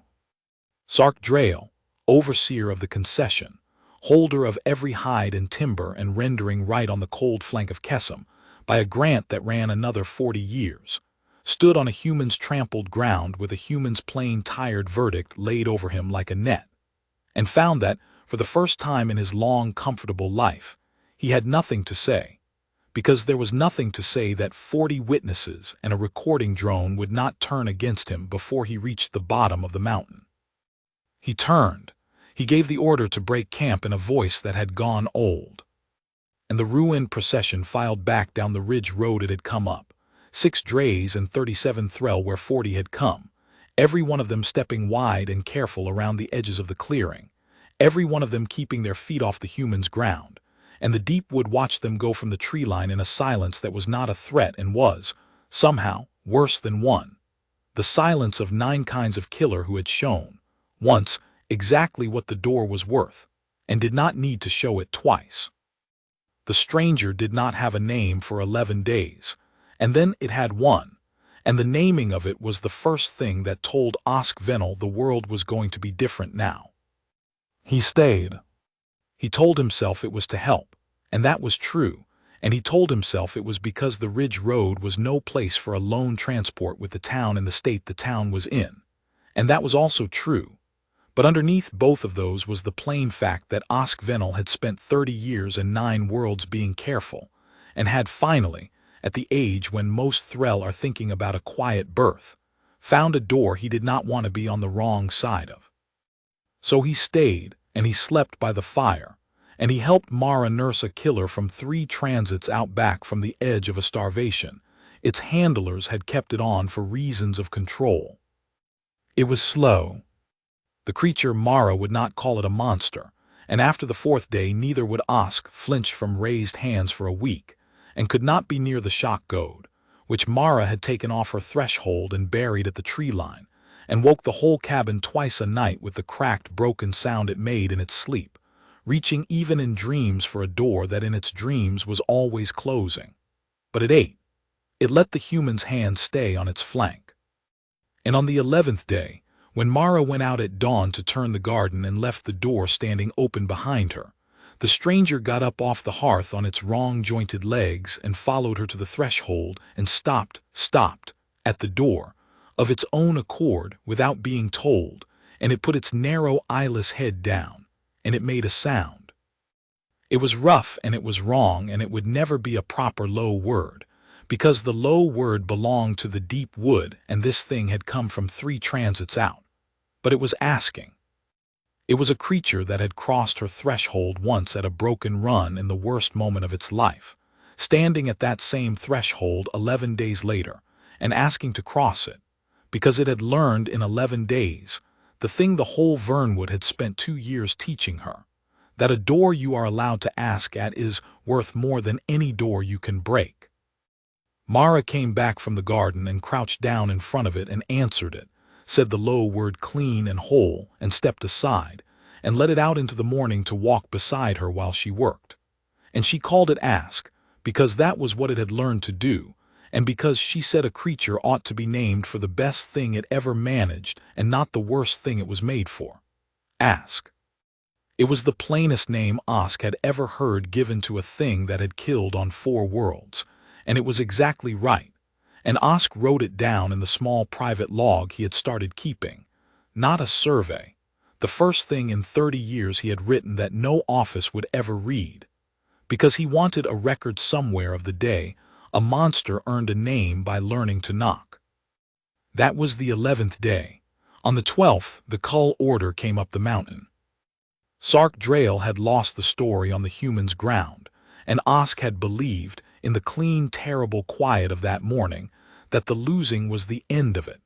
He had underestimated the overseer, and he was honest enough afterward to say so. Drayle had not spent 40 years holding a grant by giving up when the facts turned against him. He had spent 40 years learning that facts are only ever half of a thing, and that the other half is who gets to say what the facts mean, and he came down off the mountain that day already turning the second half over in his patient old mind. Because Drayle had a recording, the same recording drone that had caught the 11 witnesses' faces, and the human's verdict had also caught the other thing. The thing Osk had not been able to watch. The ring coming off the tree line all at once, 9 kinds of the deep wood taking 3 threll off a porch and back into the moving dark between one breath and the next. And Drayle, who could not use the footage to prove the human's fantasy false, had understood on the ride down the mountain that he could use it to prove something else. He could use it to prove the deep wood was lethal. He filed it as a hazard petition with the Frontier Authority the same night. 3 licensed contractors of a chartered concession, it read, lawfully present on a survey action, killed without provocation by an organized apex fauna population under the influence of an unlicensed human occupant. And here was the footage, and let the authority see for itself. He did not mention the threshold. He did not mention the crate or the stranger or the order he had given. He cut the recording to begin at the ring coming off the tree line, so that the Frontier Authority, 3 transits away and knowing nothing of the low word, would see only what the drone had caught after Gaunt's foot came down. A wall of monsters killing 3 threll on the porch of a cabin where a human stood and did nothing to stop it. It was, Osk had to admit when he finally understood the shape of it, brilliant. And it was the cruelest thing he had ever seen a thinking creature do, because it took the single most lawful act the deep wood had ever performed and dressed it up as the proof that the deep wood had to die. The call order came up the mountain on the 12th day in the hands of a Frontier Authority hazard inspector named Vel Cormant, and it was provisional, and it was worse than anything Drayle's men could have done with fire. It ordered a class severe hazard assessment of the entire Vernwood apex fauna population. It suspended Mara Deal's homestead claim pending the assessment on the grounds that the claimant was a contributing factor to fauna aggression. And it carried, folded inside it like a knife in a loaf, the standard remedy that a class severe finding triggered under frontier law, orbital sterilization of the hazard range. Not a hunt, not a bounty. A cull from orbit, a controlled burn of the whole old growth, ridge to root, every grosk and vale and glisk and render and marrowal, every den and every range and every kept den of kits, the entire country of the deep wood turned to ash in an afternoon to remove a hazard to chartered commerce. Osk read it over Mara's shoulder at the table with the fire going, and Ask asleep on the hearth and Bramble's great shape a shadow at the tree line in the dusk, and he felt the whole clean triumph of the morning, 11 days gone turn to lead in his chest. He can't do this, Osk said, and heard how young and useless it sounded. The wood defended itself. It was lawful. Everyone in the clearing saw. Everyone in the clearing saw the whole thing. Mara's voice was very quiet. The inspector's going to see 30 seconds of it, cut to start after Gaunt crossed the door with no sound and no context, 3 transits from anyone who could tell him what a threshold is. She was reading the order again slowly, and Osk watched her plain, tired face and saw the flint come up in it, harder than he'd ever seen it. He's not trying to take my claim anymore, Osk. He knows he can't. So he's going to burn the whole wood down around it, and if I fight to save the wood, I'm proving I control it, and if I don't fight, he burns it anyway. He built me a trap with no door in it. She set the order down. Clever. He's very clever. He's spent 40 years being clever, and it's made him think clever is the same as right. What do? We do the only thing that's ever worked up here. Mara looked at the inspector's name on the order, Vel Cormant, and then out the window at the shadow of the oldest killer on Kessam waiting patient at the edge of her light. We bring him to the door, and we let him ask. Vel Cormant, hazard inspector of the Frontier Authority, was not a corrupt thrall, and that was the whole of the danger in him.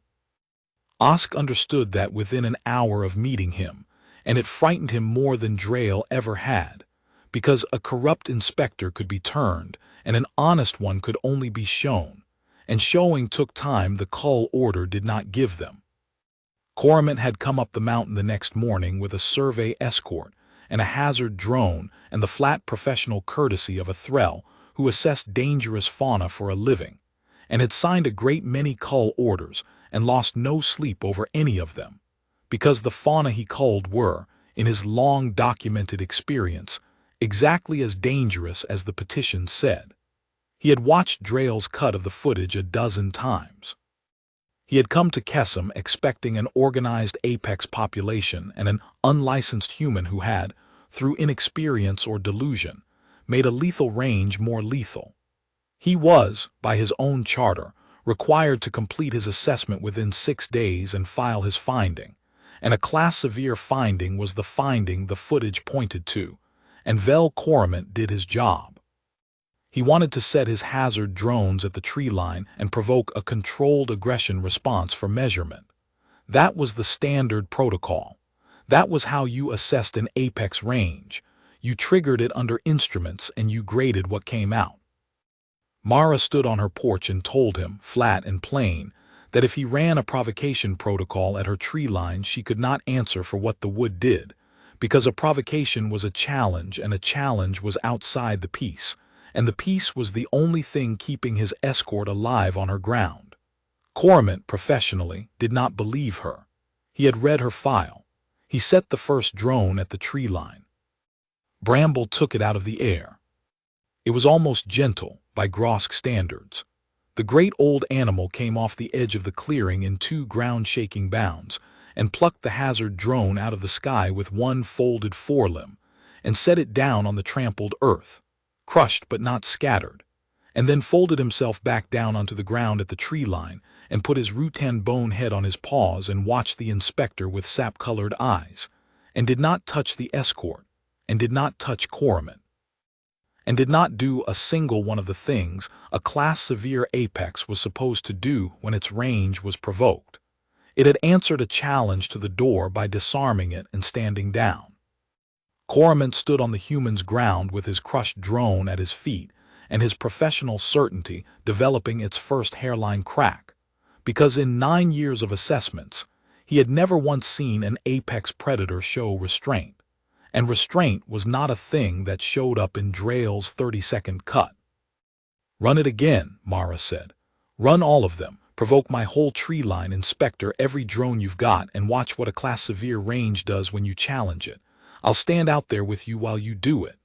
She stepped down off her porch onto the open ground between the cabin and the tree line, unarmed, ordinary, calm, with 9 kinds of killer ranged in the dusk behind her. "Because you came up here to measure how dangerous they are, so measure it honestly. Provoke them with me standing in the middle of it, and if they're what the footage told you, I'll be the first thing they take. And if they're what I've spent 2 years learning they are, you'll have your finding, the real one, and you'll have watched it with your own eyes instead of Drayle's." Vel Coromant was an honest thrall, and that was the whole of the danger in him, and it was also, in the end, the whole of the hope. Because an honest inspector, offered a real measurement over a doctored one, will take the real one every time. He ran his provocation protocol at the human's tree line for the better part of an afternoon. Every drone he had, challenge after challenge flung at 9 kinds of the deep wood, and the deep wood disarmed every drone and touched neither the inspector nor his escort, nor the human standing unarmed in the middle of it, and answered every challenge by refusing it, because the challenges came at the door and the door was kept, and the peace held through all of it exactly the way Mara had said it would. And somewhere in that long afternoon Vel Coromant stopped being a thrall completing a hazard assessment, and became a thrall watching the most disciplined apex population he had ever seen in his life decline, over and over, to be as dangerous as the petition swore they were. That night he asked to see the whole footage, the uncut recording.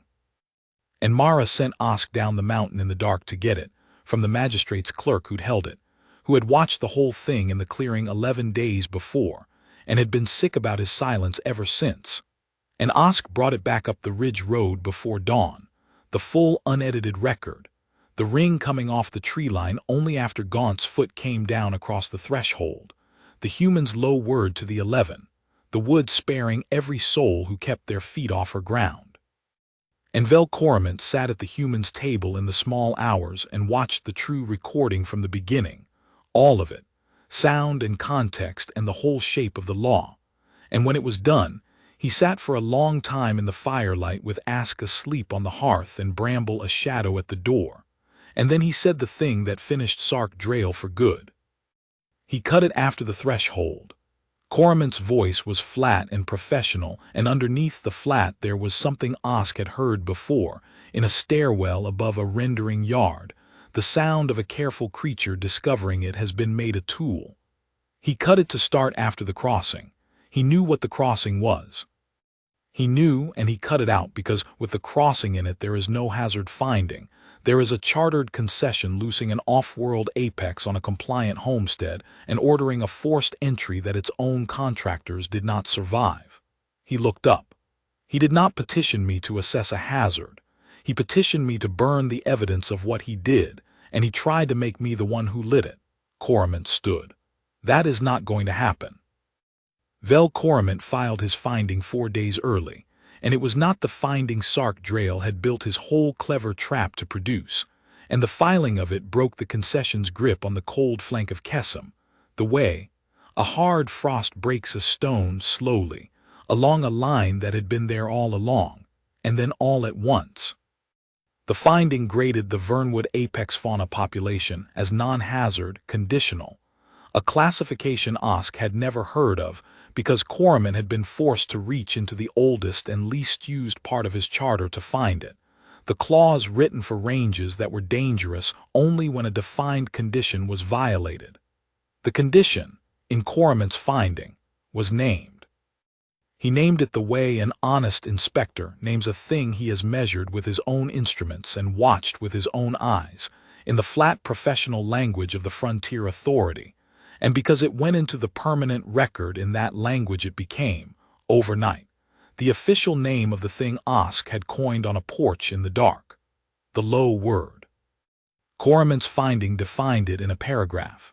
A threshold-based non-aggression protocol, observed across the full apex population, violated only by forced entry across a kept threshold, and it concluded that the population posed no hazard to any party that observed the protocol, that the 3 contractor deaths had resulted from a forced entry ordered by the petitioner, and that the petitioner had submitted a materially altered recording in support of a cull order that would have destroyed a non-hazard range and its resident homestead. That last part was the part that finished Drayle. A hazard inspector's finding of a doctored petition was not a fine, and it was not a censure. It was a referral, and it went from Corament's hands to the Frontier Authority's charter office 3 transits away with the full recording attached, and a chartered concession that has loosed an off-world apex on a compliant homestead, and doctored the evidence does not keep its charter while the inquiry runs. Drayle's grant was suspended within the month. The rendering yards went quiet. The great drying racks of groskbark stood empty, and the smell that had risen up through the floor of the tower for 40 years thinned and faded, and the overseer of the concession sat in his high office above a stopped machine and understood, at last and too late, the exact size of the arithmetic he had gotten wrong. But the finding is not the part of this that Osk tells when he tells it, and he tells it often now, because it turned out he had one more thing in him after 30 careful years, and the thing was this story. The finding was law, and law is cold, and law was never the soul of what happened on the human's mountain.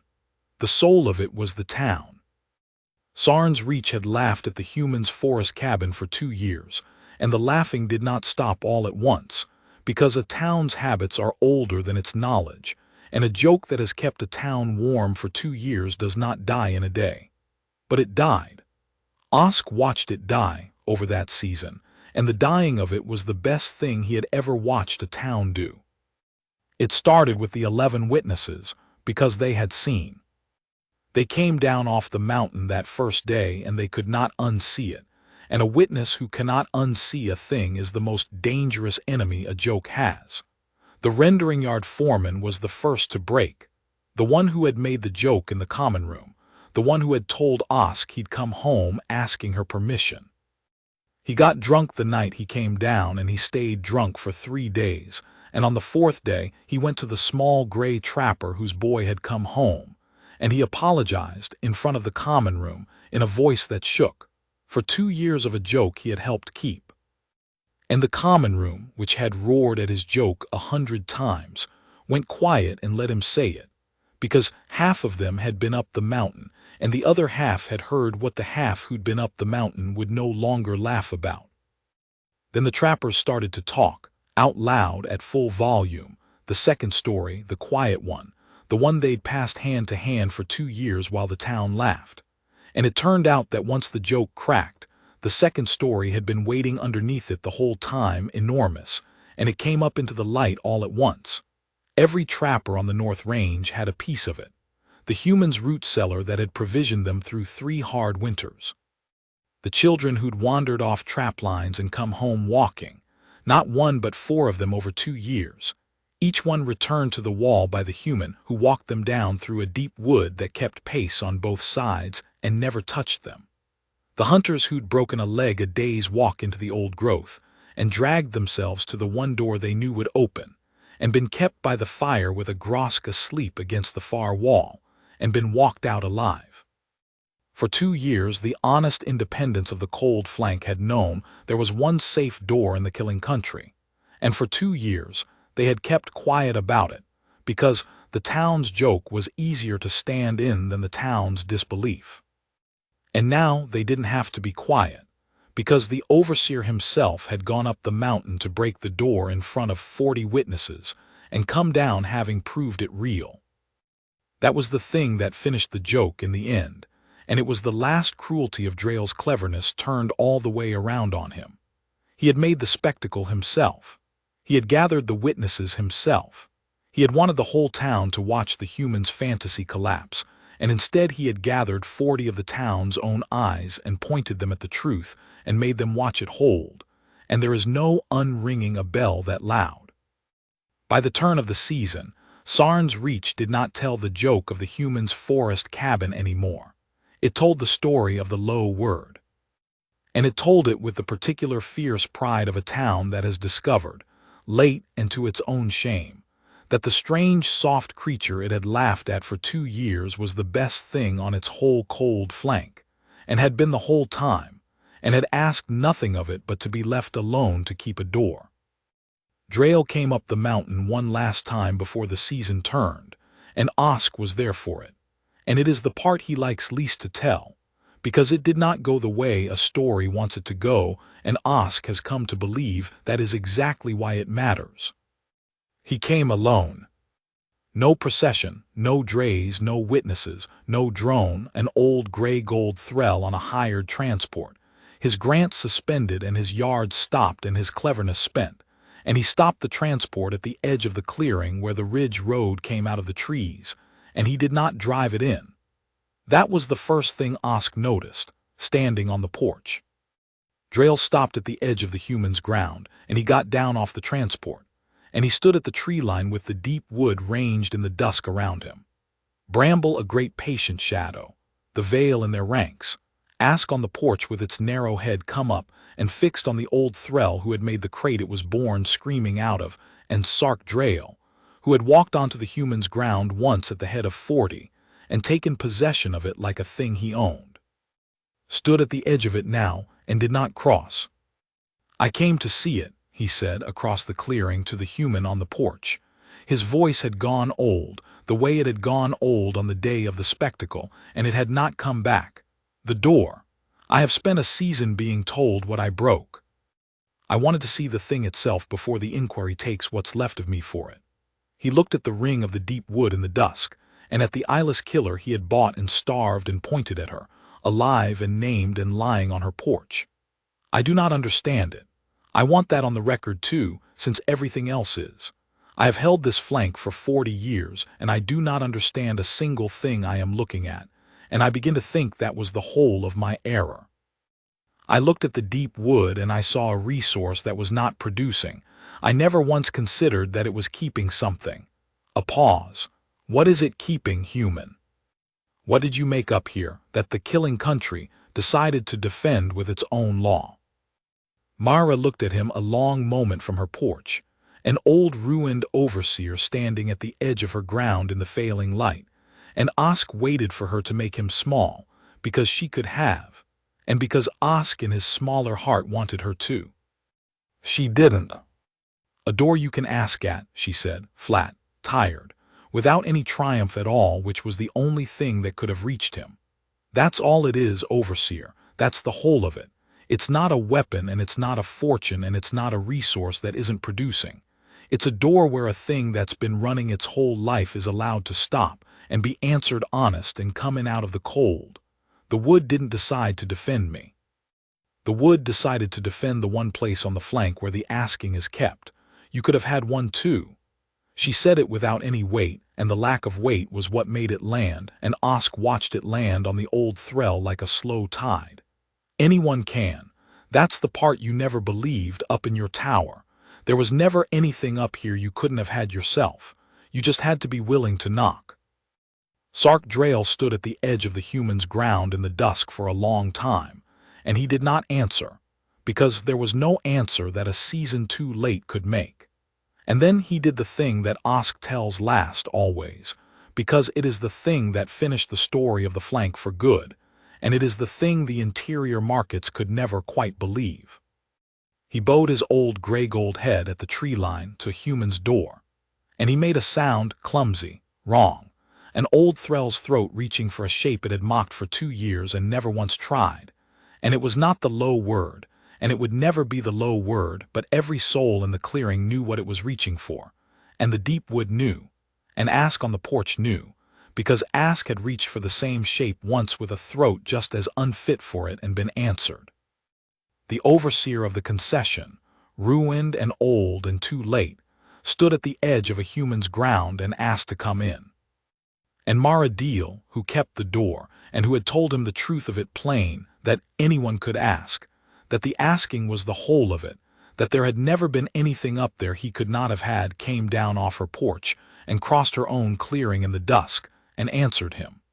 Said the low word, clean and whole, so the old broken throat could hear the shape of the thing it was trying to make. And she opened her door to the man who had come up the mountain to burn her out, because the door did not know how to do anything else, because a door that only opened for the ones who deserved it would not have been worth the wood defending, and Mara had understood that from the first winter, when she put the laser down and picked up the bolt cutters for a thing that could have killed her. Drail did not stay long. An old threll took what warmth he could from a fire he had tried to put out, and he did not have the words to say what it did to him, and he went back down the mountain in the dark to face an inquiry that would take his grant and most of what he'd built, and he faced it. But he carried the low word down the mountain in his own old mouth, the way Mara had promised on the day of the spectacle that he would, and he told it right, at the inquiry and after, to anyone who asked what had happened on the cold flank of Kesem. And coming from him, from the overseer who had tried to break the door and been answered at it anyway, it was the version the interior markets finally believed. There was one visit, in the heart of that second winter, that Osk tells as its own story, because it was the day the town's turning stopped being a thing that happened in the common room and became a thing that happened at the door. The rendering yard foreman came up the mountain. His name was Boru Hess, and he had made the joke, the loud one in the common room, the night Osk first came down, the one about asking her permission to come home, and he had been the first of the 11 witnesses to break under the weight of what he'd seen, and he had spent a season since carrying a shame that would not put itself down.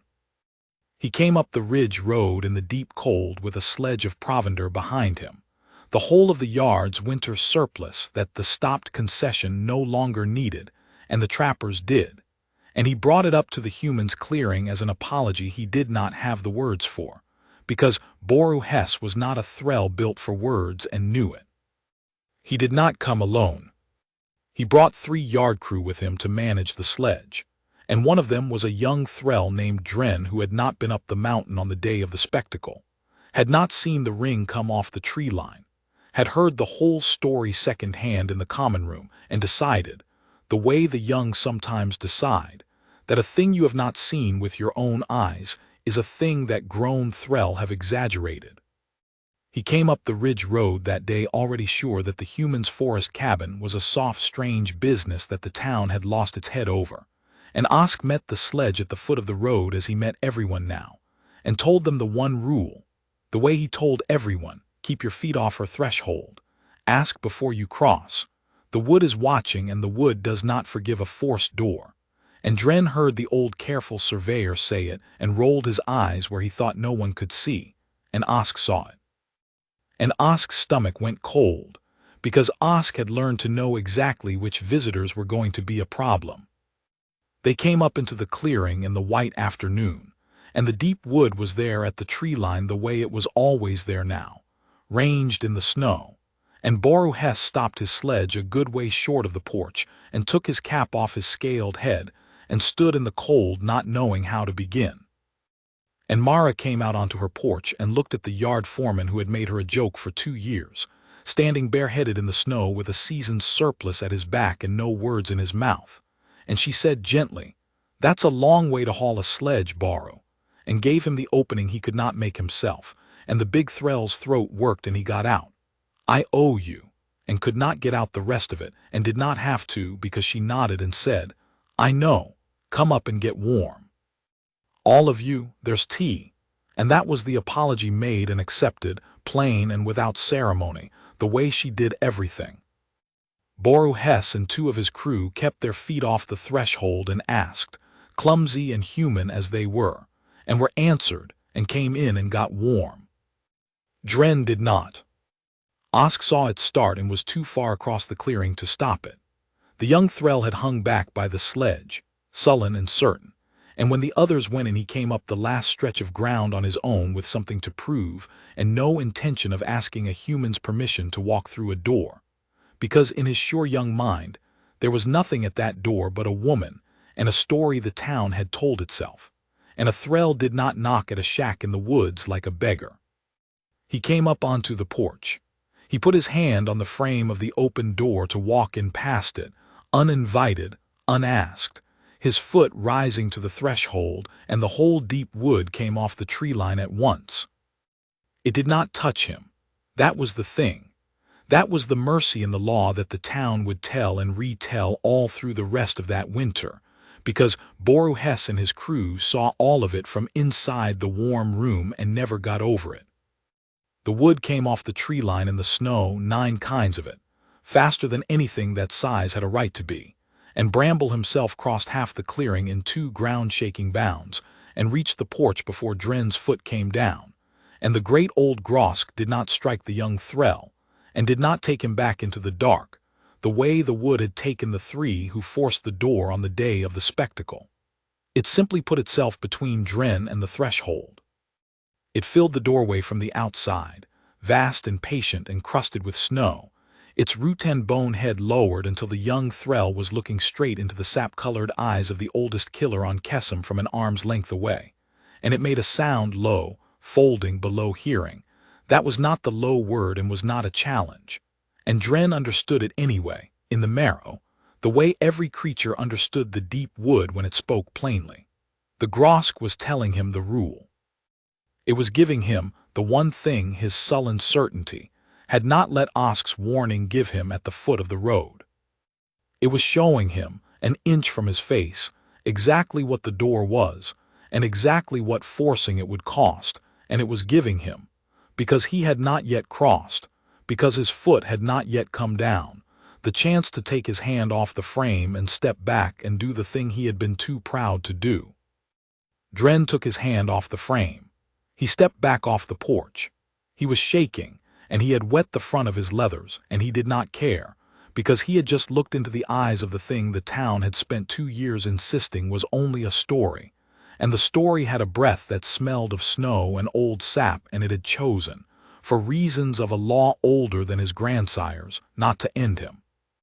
And Mara came to the door, past the great gray head still filling it, and she looked at the young thrall standing shaking in the snow, and she was not angry, and she was not triumphant, and she said the only thing that could have reached him, which was the same thing she had said to Drayle at the tree line in the dusk.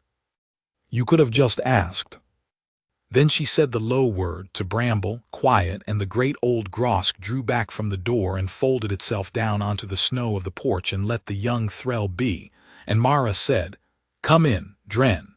Keep your feet where Osk told you and come in and get warm. Everybody's welcome at this door. That was always the whole point of it. You just have to knock." And the young thrall who had come up the mountain sure that the human's forest cabin was a soft, strange business.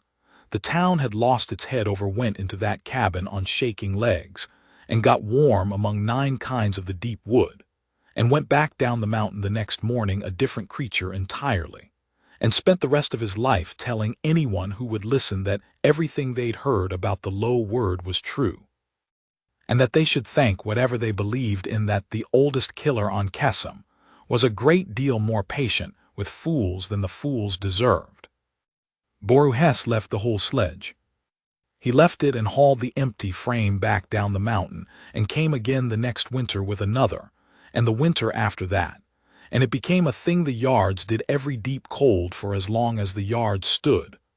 The surplus up the mountain to the door, kept honest, given freely, an apology that had turned into a tradition the way the best apologies do.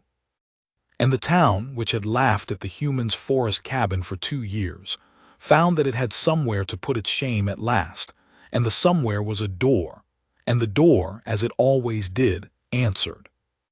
The low word went out from the cold flank of Kesem, that season the way news goes out on the frontier, hand to hand and birth to birth, and by the time the deep cold came down off the ridges again, it had traveled further than Mara Deal had ever wanted anything of hers to travel. The interior markets heard it first as a curiosity, a doctored petition, a suspended concession, a hazard inspector's odd new classification with an odder name in it. Then the trapper's version reached them, the true one, carried in Drayle's own ruined mouth and in Cormant's cold official paragraph, and in the fierce late pride of a town that had finally stopped laughing, and the curiosity became a thing people wanted to see. That was the trouble.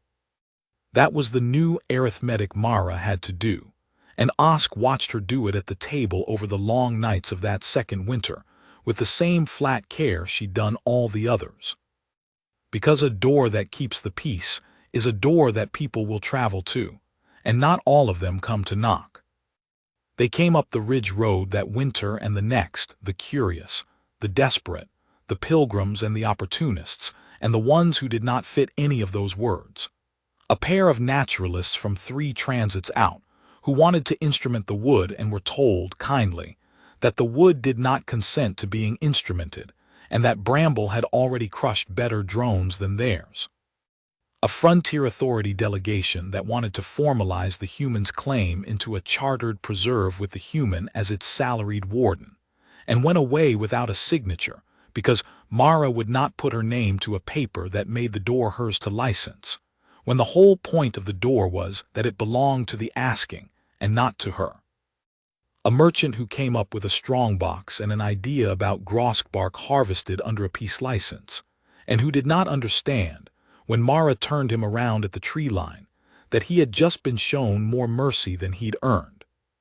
And harder ones, a mother who had lost a child to no beast at all, only to the cold and the distance and the frontier's long indifference, who came up the mountain half-mad with a grief that had nothing to do with the wood, and asked at the door for a thing the door could not give her, and was answered anyway, and kept by the fire, and walked back down in the spring more whole than she'd come up.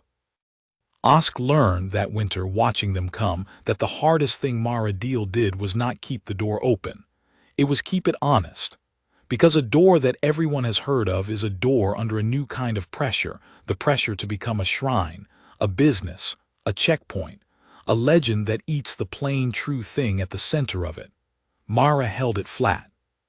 She answered every asking honestly, and she turned away the ones the door was not for, and she would not let it become anything grander than what it had been on the first winter night when a snared grosk put its head down by her boots. The moment it's a shrine, she told Osk once, banking the fire while a delegation slept in bedrolls on her floor and a grosk slept against the far wall, it stops being a door. A shrine is a thing you come to look at. A door is a thing you come through. They're not the same, and the wood knows the difference even if the visitors don't. So I keep it a door. That's the whole job. Keep it a door.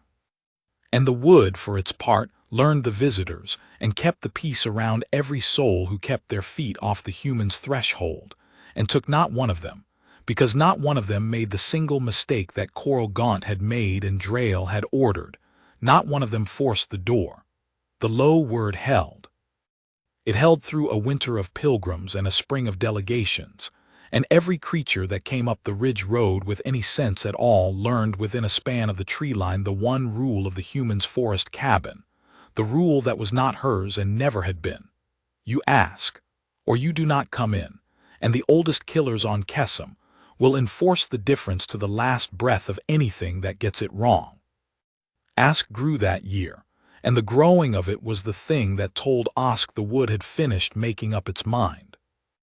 The eyeless stranger from 3 transits out had come up the mountain, a starved, wrong-jointed wound of a creature, and under a human's roof and a human's hand, and the strange, slow courtesy of the deep wood it filled out into something Osk would not have recognized. It was never beautiful. It was not built to be. But it grew into its frame, and the shivering left it, and the cracked, broken sound it made in its sleep came less and then rarely and then only on the hardest nights, and it learned the low word never cleanly. Its throat would never make it cleanly, but well enough that the wood answered it, and that was the thing that mattered. Because the wood did answer it. That was what told Osk. A grosk from the high range would come down to the clearing in the dusk and make the low word at the edge of the light, and Ask would come off the porch and answer it. A creature from 3 transits out and a creature of the deep old country of Kesem. 2 kinds that had no business understanding one another, standing in the dark exchanging the one courtesy that the human's door had taught them both, and the grosk would settle, and Ask would settle, and the peace would hold between them. Because they had both learned it at the same threshold, from the same plain, tired hand. That was the part the interior markets could never quite hold on to when the story reached them, and Osk had stopped trying to make them. That the low word was not a thing the human commanded. It was a thing she had kept honestly at one door, for long enough that it became true, and once it was true it belonged to everyone who learned it, the grosk and the veil and the eyeless stranger and the ruined overseer and the grieving mother, all of them equally, under one piece that a human woman kept at a threshold in the old growth and asked nothing for. She had not tamed the deep wood. She had never tamed one single thing. She had done something the frontier had no word for and had to borrow a surveyor's clumsy phrase to name, and the phrase turned out to be exactly right, and it was the plainest thing in the world and the hardest, and it went like this. She kept a door, and she let the asking be enough. The young grosk came down that spring, the one from the first winter, the one whose leg the concession cable had marked, the one that had carried the news of the bolt cutters up the ridge and started the whole thing. It had never come close in 2 years. It kept to the high range, and Mara had never named it, and it had marked the whole of her legend from a distance without ever once crossing into her light. It came down that spring in the thaw, full-grown now and enormous, bigger than Bramble had been when Osk first saw him, moving on a hind leg that carried a long pale scar and a slight and permanent hitch. It came to the edge of the clearing in the last light, and it stood there vast, the way Bramble had stood the first night, and it put its great rutan bone head down, and it made the low word. And Mara Deal, who had put a laser down and picked up a pair of bolt cutters 2 winters gone for a screaming thing in the wreck of her house, came out onto her porch and looked across the clearing at the animal that everything had grown from, and Osk saw her go still in a way he had only seen once before. The night the whole wood assembled in the dark, the plain, tired, calm cracking, just for a breath, under the size of the thing she'd built. "Hello," she said to the grosk that had started it all, soft. "Look at you, look how big you got." And she said the low word, and she opened the door.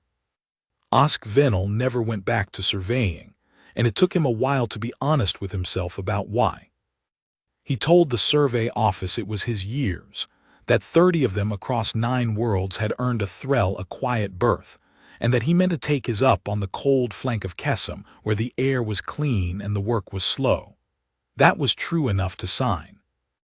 But the truer thing, the thing he only ever wrote in the small private log that no office would read, was that he had spent 30 years measuring boundaries for creatures like Sark Drael, drawing the lines that told the frontier what belonged to whom, so that the whom could come and take it, and that he had gone up one mountain one time and found a boundary he could not bring himself to draw. A door that belonged to the asking and not to any owner. A line that could not be surveyed because it was not a line at all. It was a courtesy, and you cannot measure a courtesy with a drone, and Osk had spent his whole life not knowing that until a human showed him and a grosk asked him to shut the door because it was letting the warm out. So he stayed. He built a small place of his own a half-mile down the ridge, close enough to the human's clearing that the wood knew him now and paced him gently when he walked, far enough that he was not underfoot, and he made himself useful in the way an old careful thrall can. He handled the visitors, the delegations, the merchants with their strongboxes and their ideas, so that Mara did not have to spend her flint on them and could keep it for the door. He became, without ever quite deciding to, the thing the frontier authority had wanted to make Mara and she had refused to be, the warden of the Ridge Road, the one who met the curious at the bottom and told them the one rule before they came up, so that fewer of them made the single mistake that could not be forgiven. He was good at it. He had crossed 9 worlds learning caution, and it turned out caution was exactly the gift a door under pressure needed at the foot of its road. And he wrote it all down. That was the last surprise of Osk Venel's careful life, that he became, at the end of it, a keeper of the story. He wrote the whole of it in the private log, from the scratching at the door the first night to the young grosk coming down the mountain in the thaw, and when the trappers asked him to tell it in the common room he told it, and when the interior traders came up the Ridge Road with the story already half wrong in their mouths he told it right, and slowly the true version spread from his telling the way the false one had never quite managed to. Because a thing told by the surveyor who had gone up to end it and stayed to keep it carried a weight the market gossip could not match. He was not brave, Osk always said, when he told it. He wanted that in the record too. He had laughed at the town's joke the first night back because 30 years had taught him to. All he had ever done was go up a mountain to warn a human, one time, when he could as easily have stayed down and kept his berth. One small act of courage saved up across a careful life, and it had turned out to be the only thing he'd ever done that he could not have undone, and he was grateful for it every day of the quiet years he had left. The reach changed around all of it, slowly, the way a town changes when the thing it was ashamed of turns out to be the best of it. The concessions charter was not restored. The inquiry ran its long course 3 transits away and came back against Drael, and the flanks hide and timber rights were broken up among the independents, so that the trappers who had kept the human secret for 2 years became, in the end, the ones who inherited the country the concession had bled. They logged it lighter. They ran no snare lines through the North Range anymore. There was no bounty to run them for, and the Vale raised their kits in peace. And the running war of the north end of the Vernwood that had gone on since before Mara came simply stopped, because the thing that had driven it was gone, and the thing that replaced it was a door. The Reach still built its wall high and still burned its lamps at night, because old caution dies slow, and the deep wood was still the deep wood, and a fool who forced a threshold anywhere on the flank would still learn the old arithmetic the hard way. But the town no longer thought of the killing country as an enemy walled out. It thought of it as a neighbor it had one honest door to, kept by a plain, tired human who asked nothing for the keeping, and it sent her the first of its cure every season. All of it now, not just the trappers, the whole town, and it stopped, entirely and for good, telling the joke. Winter came down off the ridges again. The third of Mara deals winters that anyone had expected to be her last, and the first that no one did. And the deep cold settled over the old growth, and the grouse came down to feed before the freeze the way they always had, and one of them scratched at a human's door a little after the second moon rose.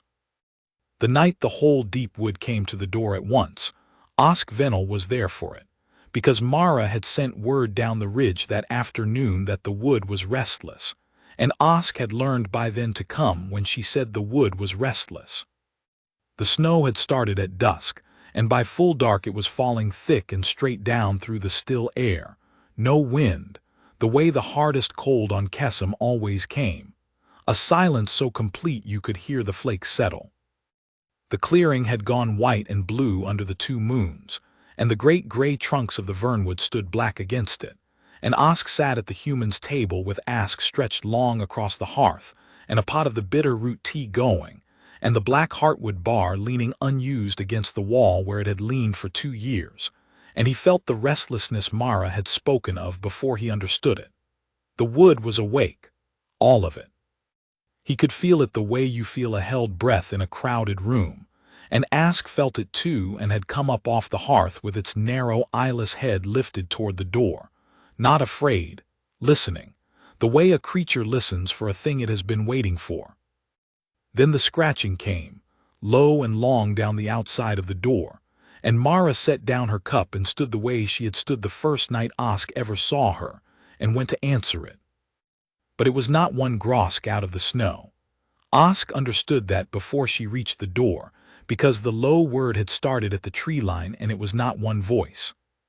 It came up out of the dark, and the falling snow in a register below hearing that felt in the soles of his feet and the roots of his teeth.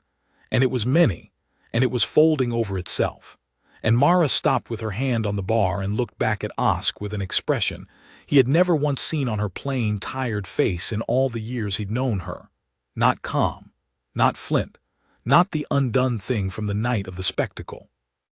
Wonder, plain human wonder, the kind a person is not ready for. "Come and see this," she said, very quiet. "You'll want to have seen this."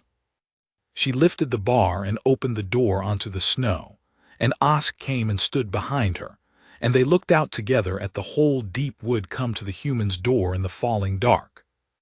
They had lined up. That was the thing would carry to the end of his life, the thing he could never make the interior markets feel no matter how well he learned to tell it, that the killing country of Kesem, the 9 kinds of apex that had warred across the old growth since before the walled ones came, had come down out of the snow and formed a line. Not a mob and not a ring.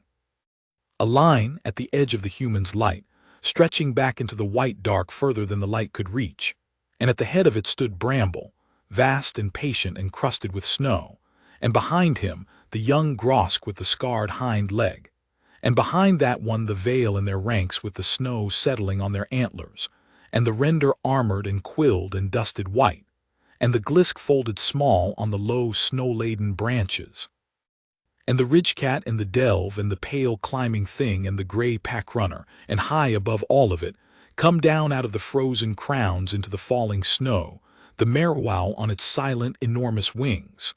9 kinds, all of them, lined up in the snow at a human's door in the deep cold, and one by one from the head of the line, each of them put its head down and made the low word and waited, and each of them, when the human answered, came forward into the light and passed her ordinary empty hands and out of the cold, to the fire, to the peace, to the one door on the whole of Kesem where the war stopped and the asking was enough. And then the next came, and the next.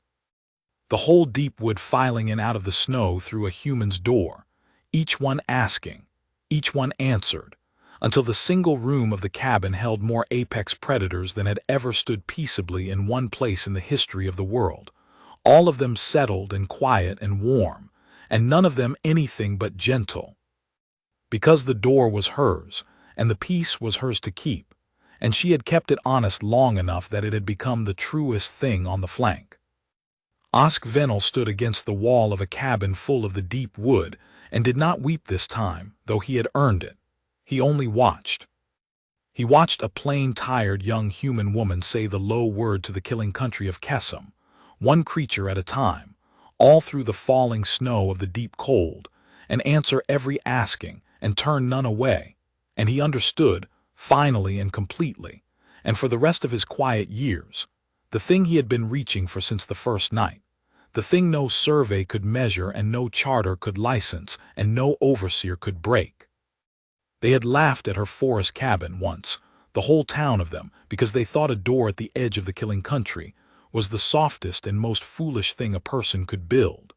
And they had been exactly wrong, in the exact way the frontier is always exactly wrong about the things that will outlast it. Because it was not the wall 30 spans high that had made the cold flank of Kesem safe at last. It was not the concession snare lines or the bounties or the lamps burning all night behind the gate. It was one plain door in the old growth, kept honest by one plain human who asked nothing for the keeping, where the oldest killers in the world had learned they were allowed to stop running and knock. The snow fell, the fire burned.